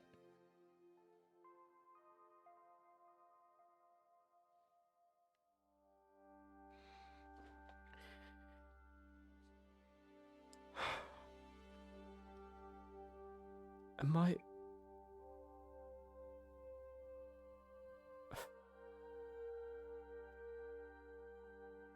I'm not sure I deserve any of what I've been given. I never asked for any of this.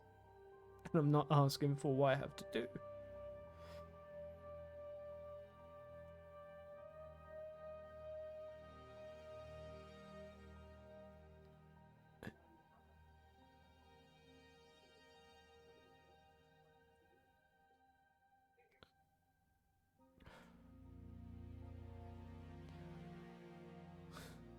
As he kind of just looks up at Venrin with the eyes, and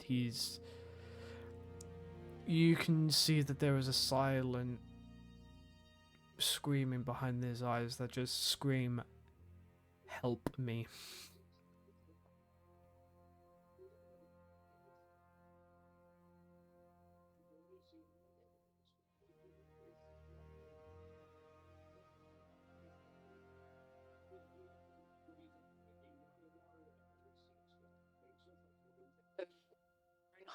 Her own heart definitely breaks. And she just kind of looks at him, not to besmirch his name, but fate has not dealt any of us a kind hand, especially not in the last so many years. I know you don't want to kill him, and I know you don't want to go through any of this. And I can't imagine the amount of pain that you are feeling right now.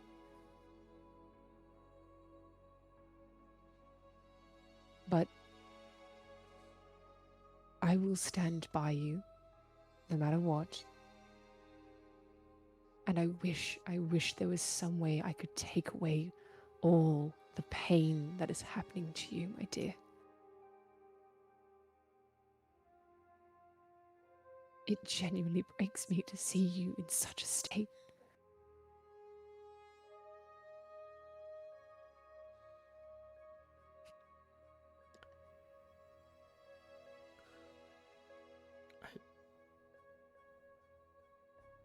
don't want to be alone right now.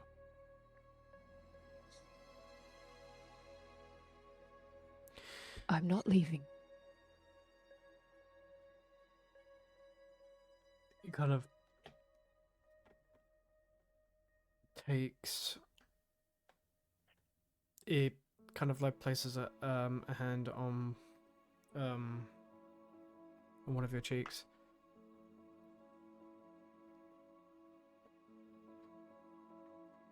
Fate did give me a lucky hand when he put you in my life.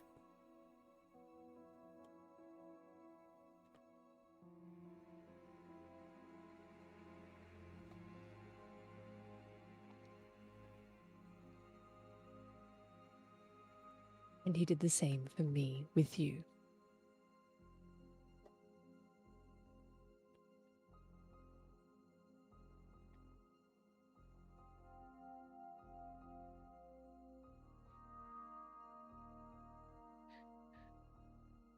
As I said, I will forever be by your side, no matter what the world throws at us.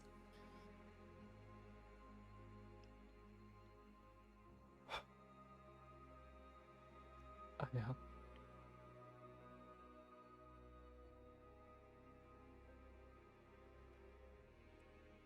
I don't want to be a duke for a little bit. I just want to be Draven right now. I can only take Then so be Draven. I can only take so much.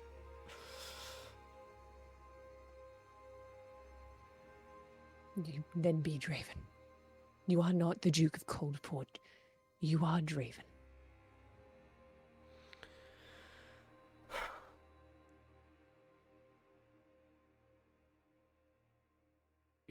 He leans in and gives the softest of kisses as he rests his forehead on yours. What in the God's name did I do to deserve you?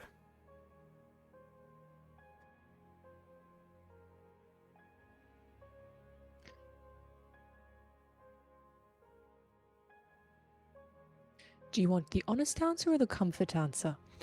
You know what? Fucking give it to me, honestly. Well, I mean, I don't know how I ended up in any of your lives. That was strange as it may seem. But brandishing a sword to my throat and then asking me to dance only a few days after would have been a very good path. Let's I'm never gonna live that down. No, you're not. And that wasn't, and keep in mind, that wasn't the Duke, that was Draven. You know, yeah. However, not the sort of message we want to give to any potential little ones. Don't go brandishing swords to people's throat and expect them to fall in love with you, you know? Strange circumstances. Once in a blue moon,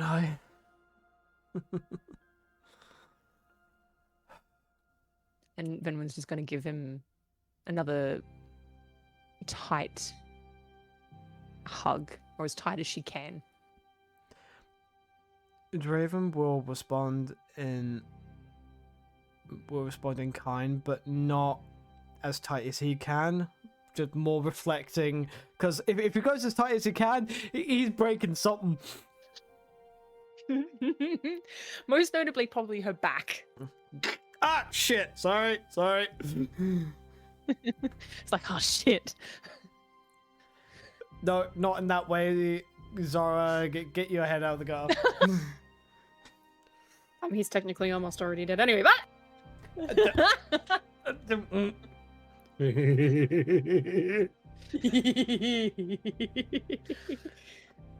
All right. It has been an emotional day.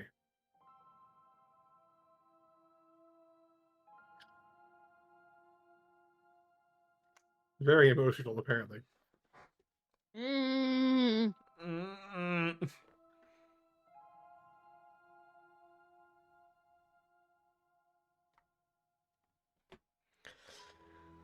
What? The emotional devastation? No, the stalling. I need this fucking coffee. Well, unfortunately, it is midnight my time. We have been. And I can see daylight out of Raven's window, so Yep. I apologize, but it is unfortunately time to close out this lovely session, and we will have. Granted, we have like a month's worth of time in canon to get out a lot of things. We have a couple more sessions probably of talking and planning and training and all this other good stuff. We have the time. Also, I completely forgot to mention that as soon as they got back, Kalia went to her mother. Because I think we all kind of forgot. Kalia was also there. I've had a long day. Yeah. I'm going to see my mom. I watched them eat a guy. I watched two guys. I watched a guy turn into two guys. It was really sad. It was weird. Just imagine Kalia going up to her mum. I can just imagine Kalia going up to her mum and be like, "Dad traumatized me." Again. Like 15 times in one day. Oh my god. Oh no. Dad turned into a dragon, then he was glowing gold, and then he fucking like did this really cool move, but goddamn, that was scary.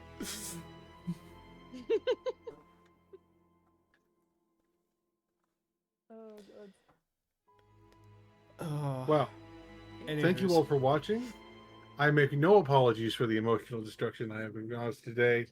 It was all wonderful and beautiful. I applaud all of my players for some absolutely fantastic acting and at times fantastic roles. Yes. We do this to ourselves. Yeah, so at least Niall has the sense to not bring Sam with him on jobs. Yet. You all So I was have. like, "Didn't you do that once?" Technically, no. Technically, she was already there. Technically. No, there's been some behind the scenes storytelling. I'll tell you later. Okay. Oh boy. Oh joy. Oh joy, sex toy. All right. Thank you all. You all have an absolutely wonderful night. We will catch you all in 2 weeks' time. Yeah. Yeah. Much to all of our dismay. Have a good evening and goodbye.